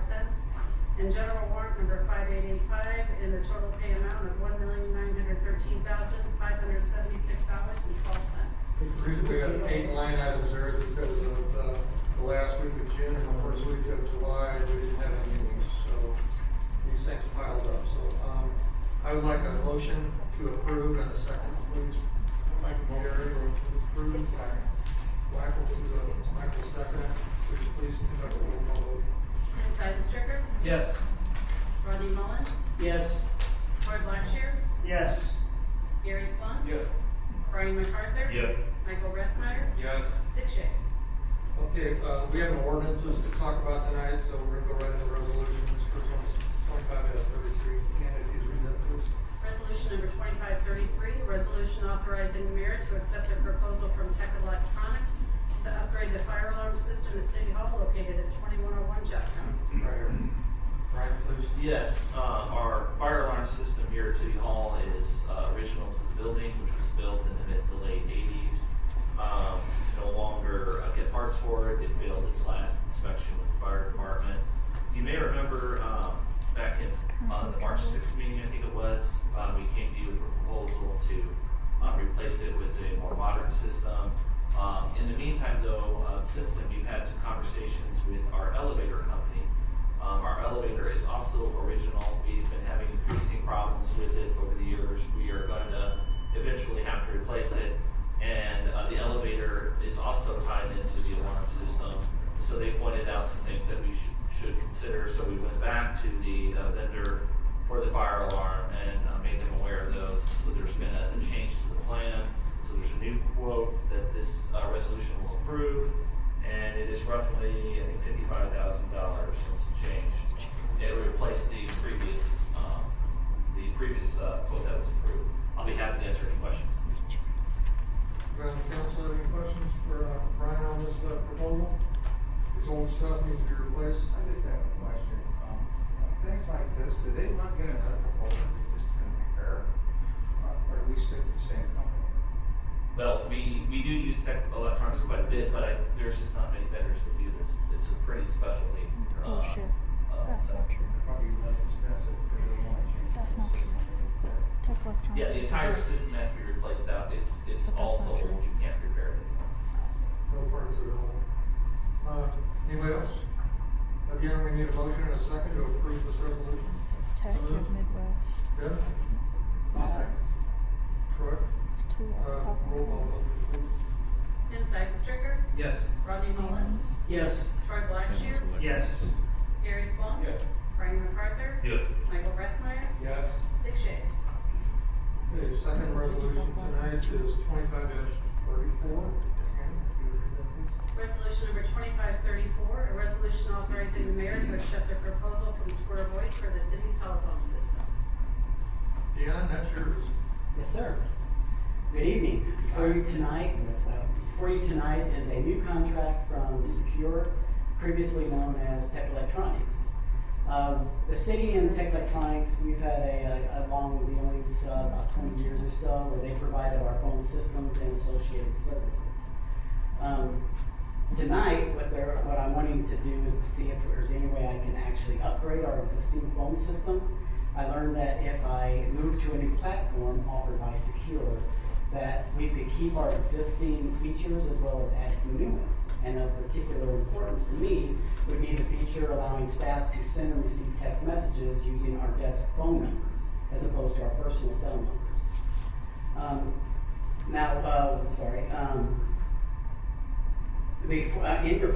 In your packet was a bill, in the amount of $4,000 as an example of what we pay them monthly. Keep in mind that that number is kind of volatile, because if I need to purchase new replacement equipment, or if I need to add new voicemail boxes, because we're always adding new staff to our ranks, that number can change. If you approve this contract, we would probably save roughly $1,700 a month for the life of the contract, which is 60 months. Now, if this would normally be considered a contract renewal, however, I felt that it fell within like a gray area, so I reached out to Brian, asked for his guidance, and he said that we should probably treat this as a new contract as opposed to a renewal. And with that, I'm willing to answer any questions or address any issues you might have.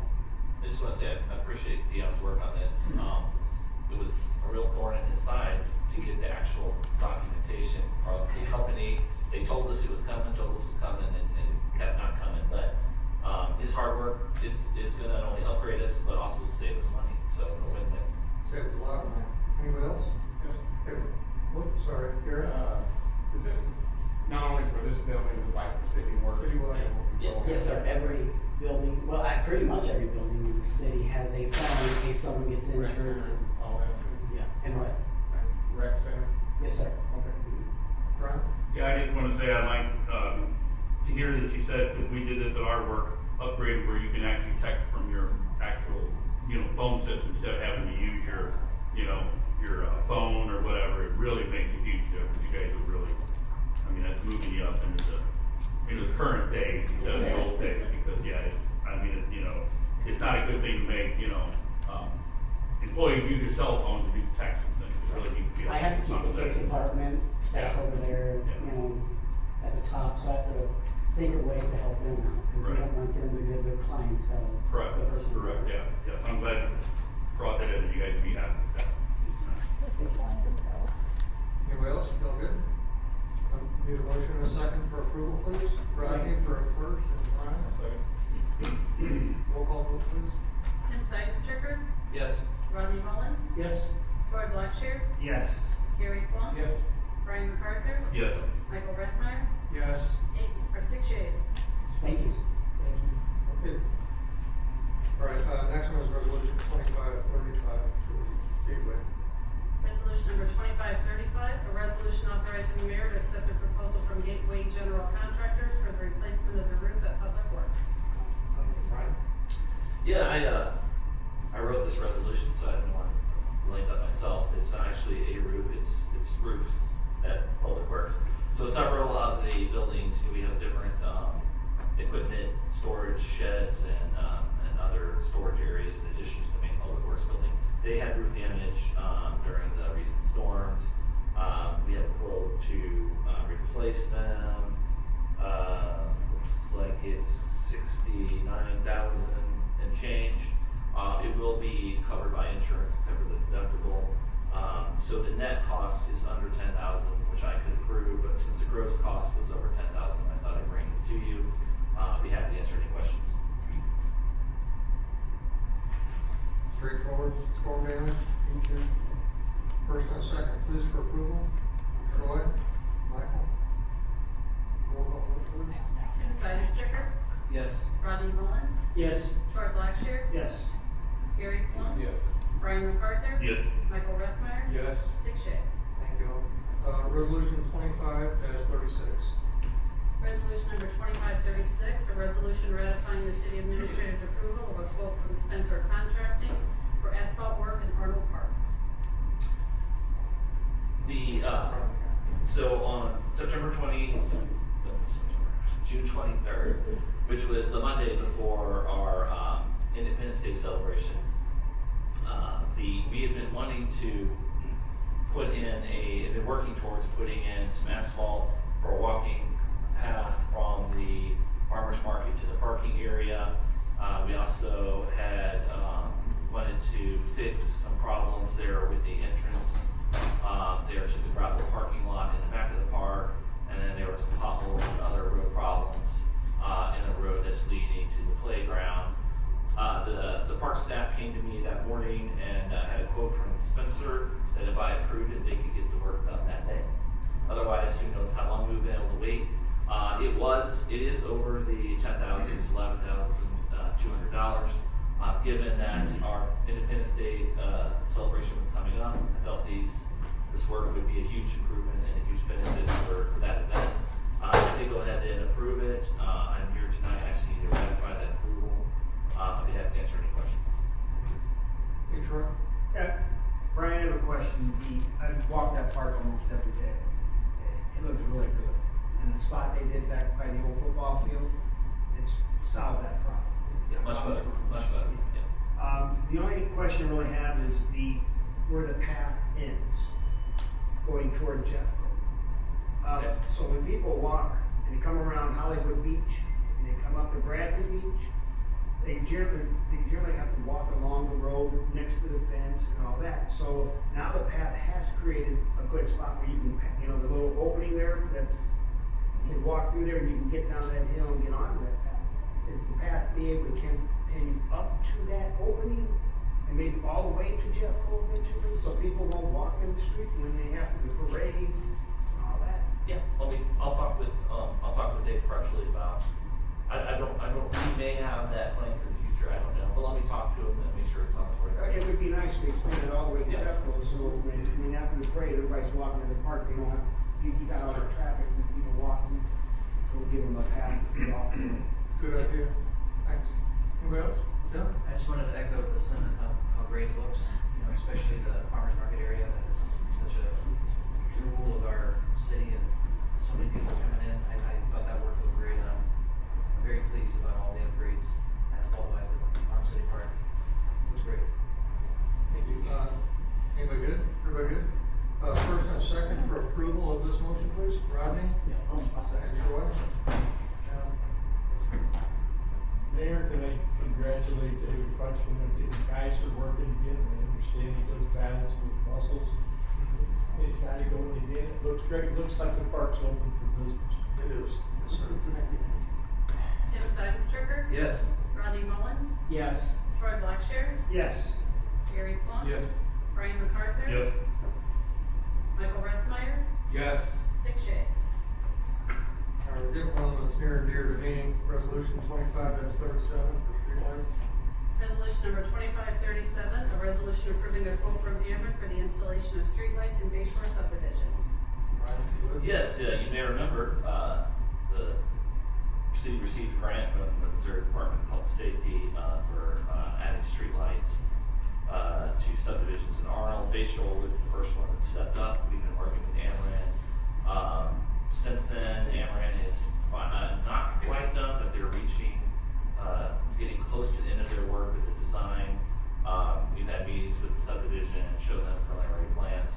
So at this point, Ameren's ready. The next step is for Ameren to order the streetlights. There will be several months before they'll be delivered, so we want to get those ordered. Ameren will not do that without prepayment. They sent us the bill for that. The total is $36,856.42. We will be able to turn around and submit this bill once we pay it, along with a copy of the check, to the Missouri Department of Public Safety to get 100% reimbursement. So the net cost will be zero, but again, since the initial outlay will be over $10,000, the gross cost, the net zero. I'm still bringing this to you for approval. I'll be happy to answer any questions. One thing about this is, this only covers the installation of the lights by Ameren. We still have to do the boring work to reach the power point to the Ameren utility.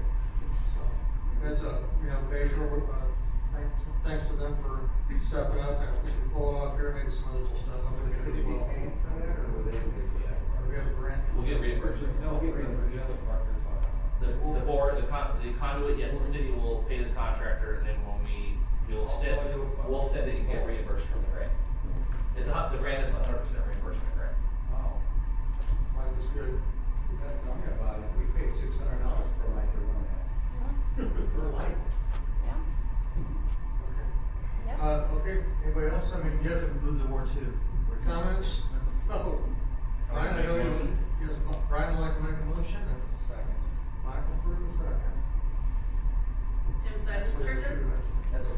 Yes. Rodney Mullins, Yes. Troy Blackshear. Yes. Gary Plum, Yes. Brian MacArthur, Yes.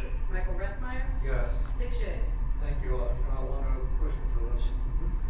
Okay, here's one that, kinda hard to read this one. Resolution 25-38, resolution to appoint David Douglas to serve as our interim city administrator because our city administrator is moving on. Which morning. Thank you. Tammy?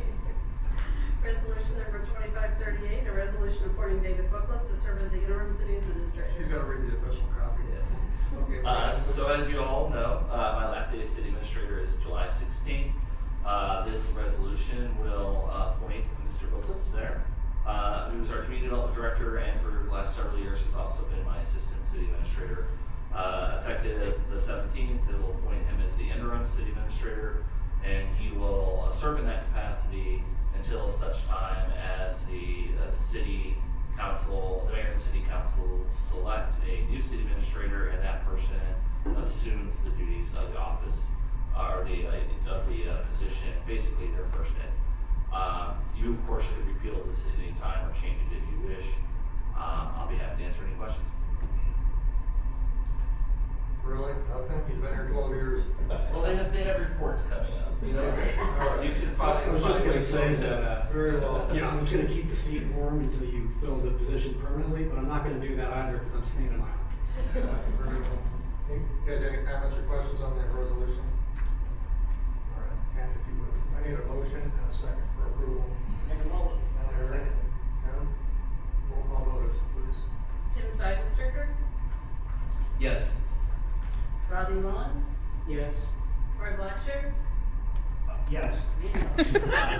Gary Plum, Don't wanna let it go. Brian MacArthur. Yes. Michael Reithmeyer. Yes. 6 yeas. Very well. Thank you for your confidence, and now I get to sit at the grown-up table. Oh, my. All right, David. It's not as much fun up here. Resolution 2539. Resolution number 2539, a resolution authorizing payment to Jefferson County Tourism Commission for the 2025-2026 advertising campaign.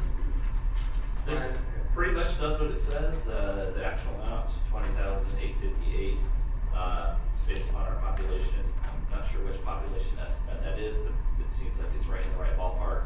This will be our second year of participating. The Jefferson County Tourism Commission has reached the point where they now can, with funding, can match that funding from the Missouri State Tourism to do advertising campaigns. So they've asked us, Heedley, and Festus to participate. We all participated last year, I believe. I know this would put us in the program again for this year. So their advertising campaign runs from July to the end of June.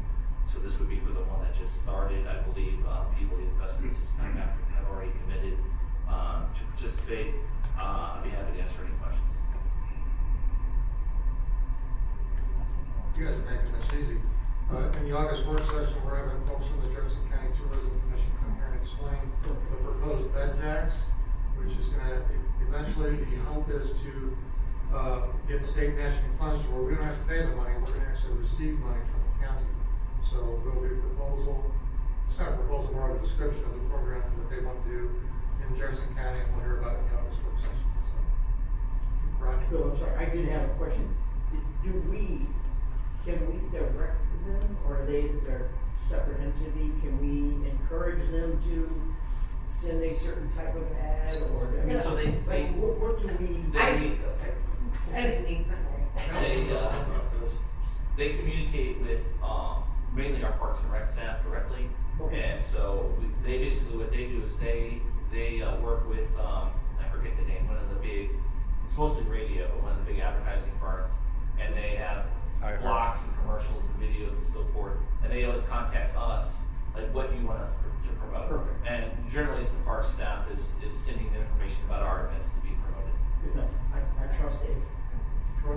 Brian, is the tourism money coming from tourism to go pay for tourism?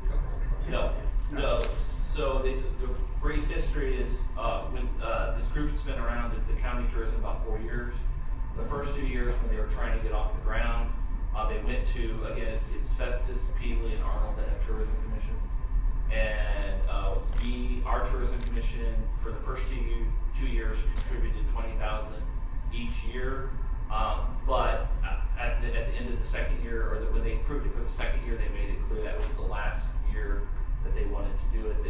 Our tourism commission doesn't like to necessarily continually pay every year for the same thing, especially an amount that large. The council discussed it. After that second year, they finally got to the point where they got the state approval to access the state money, so they could leverage it. They basically doubled their money. And then they came around. We had at least one work session. Some of you may remember it. It's been a couple of years. And at that time, the council decided they did want to keep supporting it, and they felt the best way to do it would be through the general fund. So the last budget and the current budget, it is budgeted, was budgeted, and it is budgeted in the general fund. And the unusual number that you see is supposed to be $1 per head of each resident. You'll hear more about that in the August work session. We're gonna bring some commercials and show you guys some of the work that they do. Okay, Brian. There was another benefit to that, if I remember, Allison, you know it, is that they can track people coming from, Yeah. going from. our- Geo-tracking, yes. Which is a big plus, to see how. For events, yes. And you'd be surprised when people come to Arnold for Arnold days. Yeah. Illinois and other places. Thank you for that. Any other comments or questions on this one? First and a second, you guys go through roll. I'll go first. Rodney? Second. And Brian. Roll call, please. Tim Seidenstricker, Yes. Rodney Mullins, Yes. Troy Blackshear, Yes. Gary Plum, Yes. Brian MacArthur, Yes. Michael Reithmeyer, Yes. 6 yeas. Okay. Second to last one is, resolution 25-40. Thank you all for your patience. Tammy, can you read that? Resolution number 2540, a resolution declaring the city's official intent to consider the issuance of industrial revenue bonds to finance an industrial development project for Gateway Industrial Development LLC, approving an escrow funding agreement and authorizing certain actions relating thereto. Okay. So, as I mentioned at the top of the meeting, like it's 2 hours ago, I swear my last meeting is probably the longest one we've had my entire time here. We're not done yet. As I know. As I mentioned,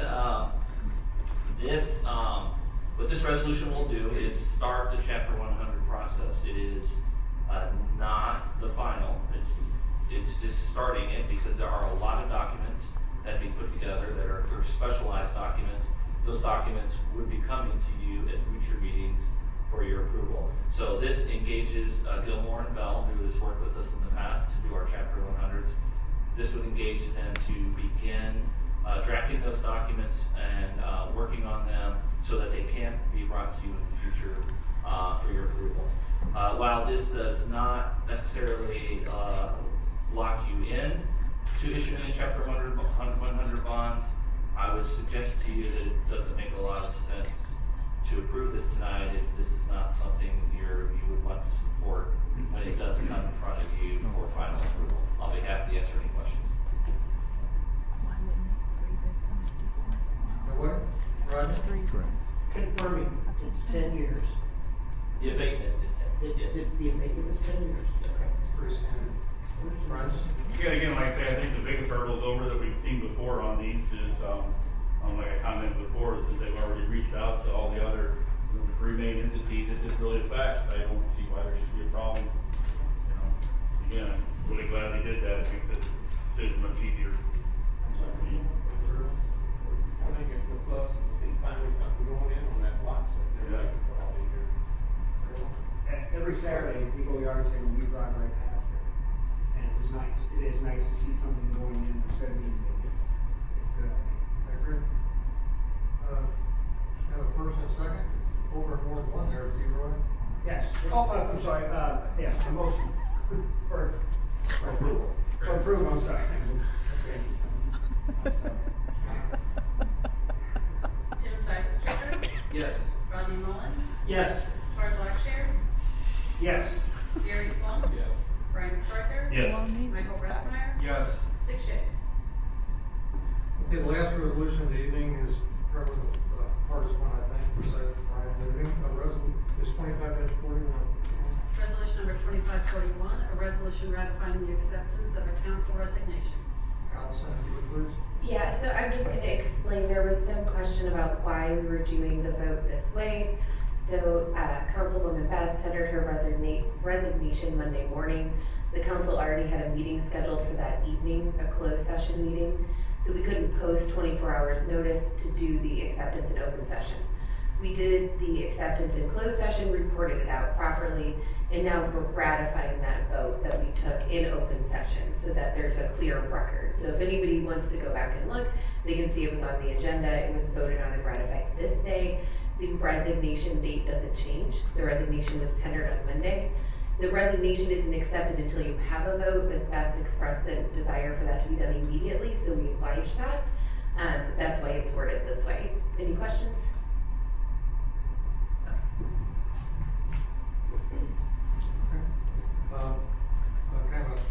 If we have no more further comments, I'd like the first and second to approve this acceptance. I'll make a motion. Second. And Gary, roll call vote, please.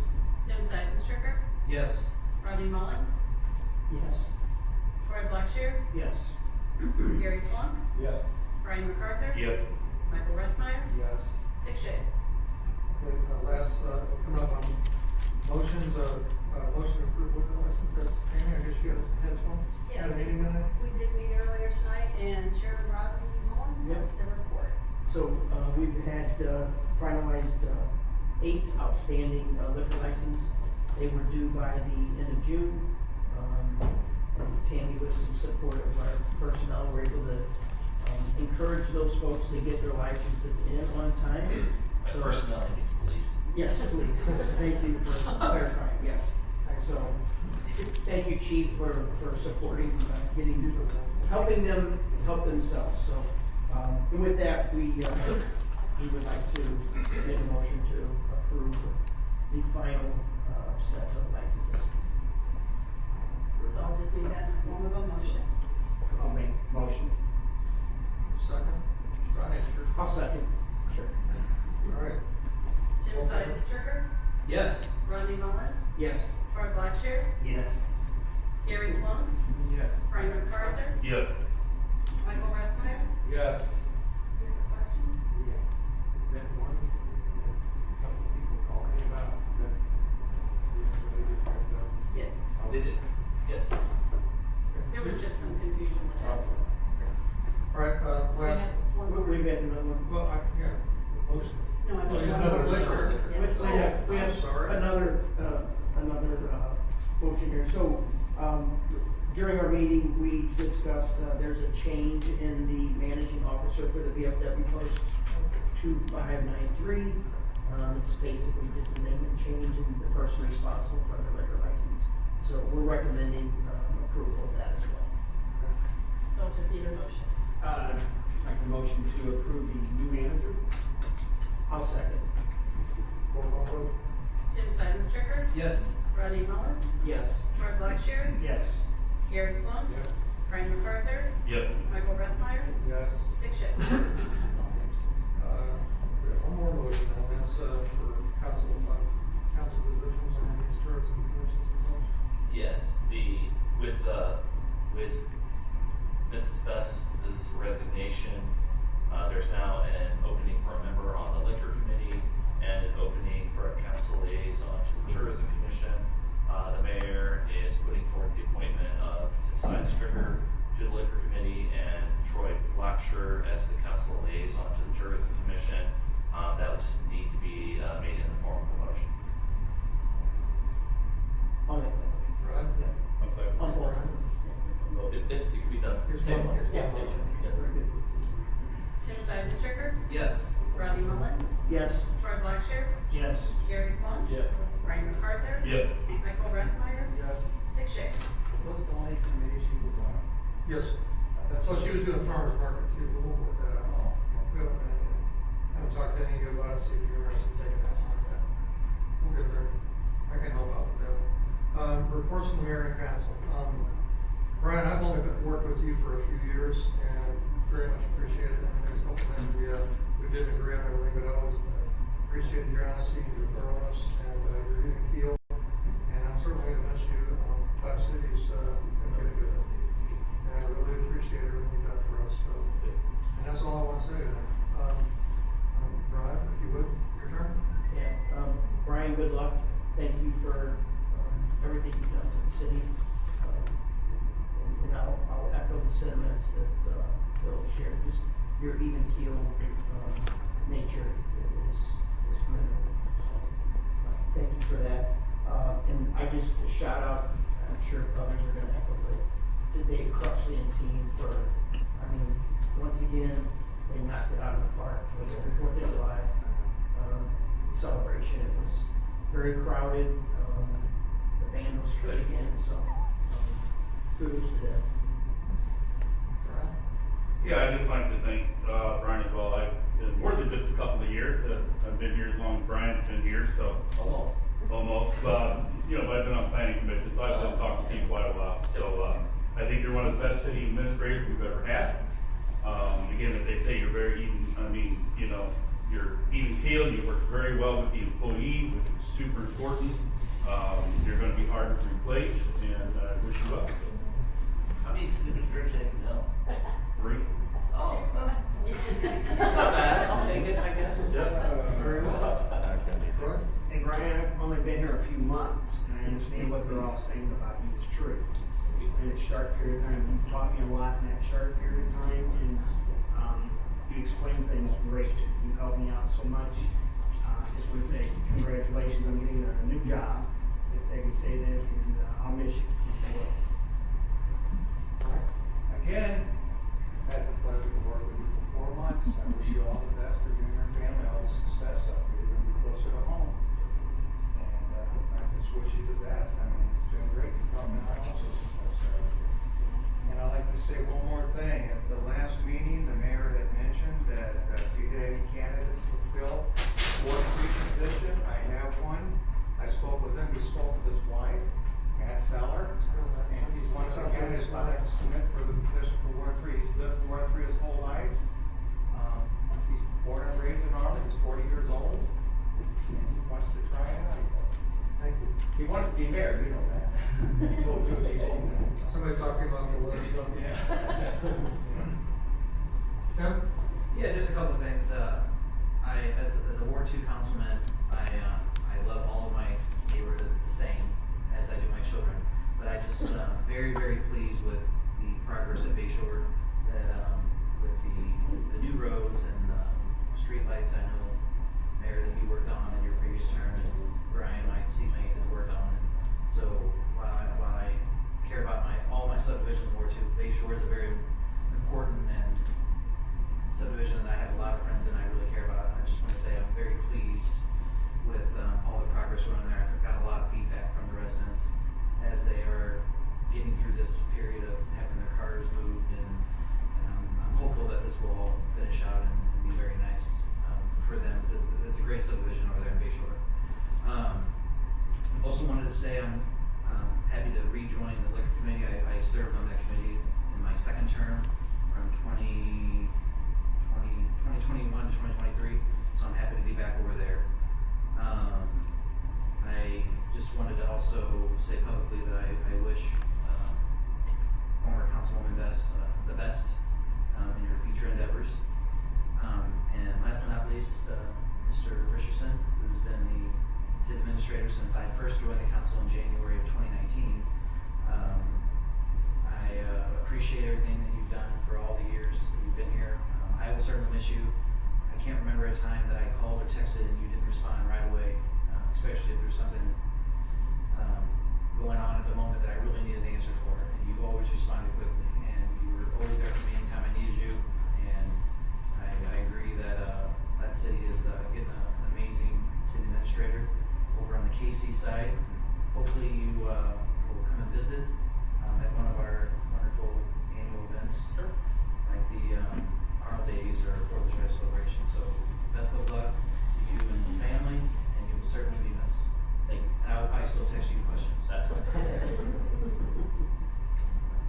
Well, we'll send the oldest to the last.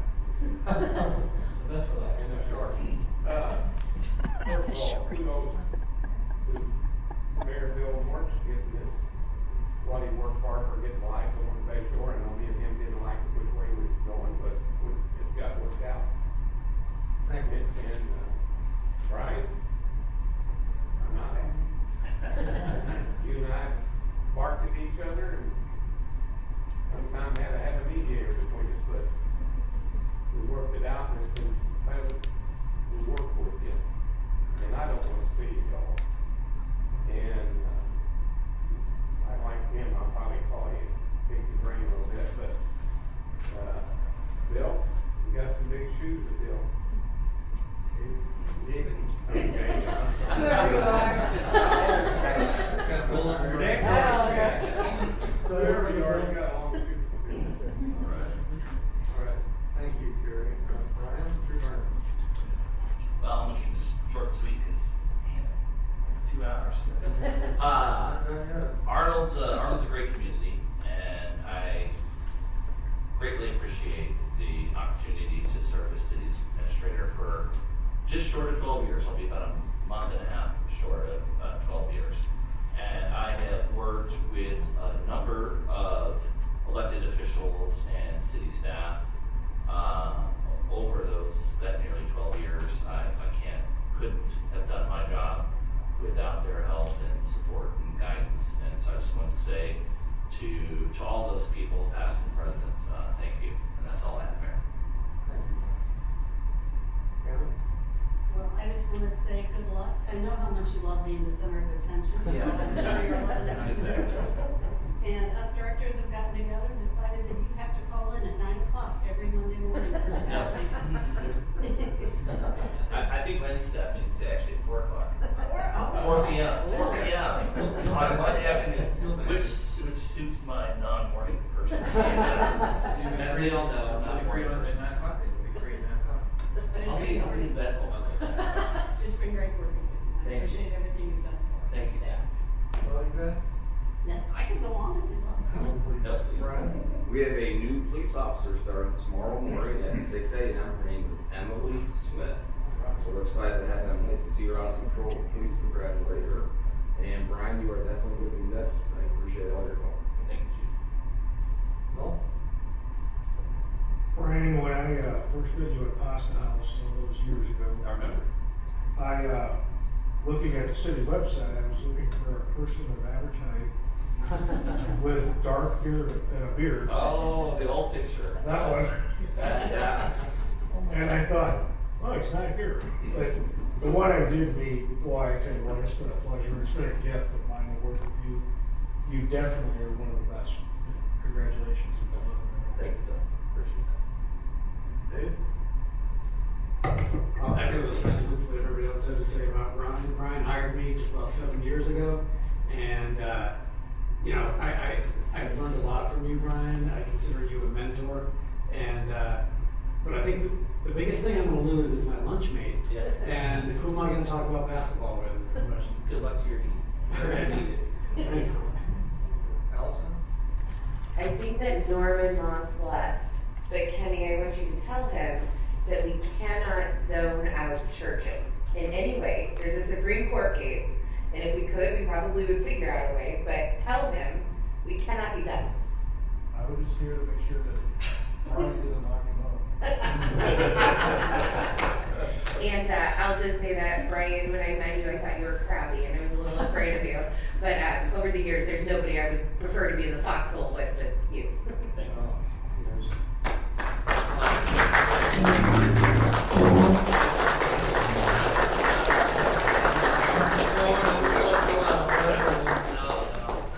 I'm not the first city administrator, I won't be the last. The city will go on. If we do it right.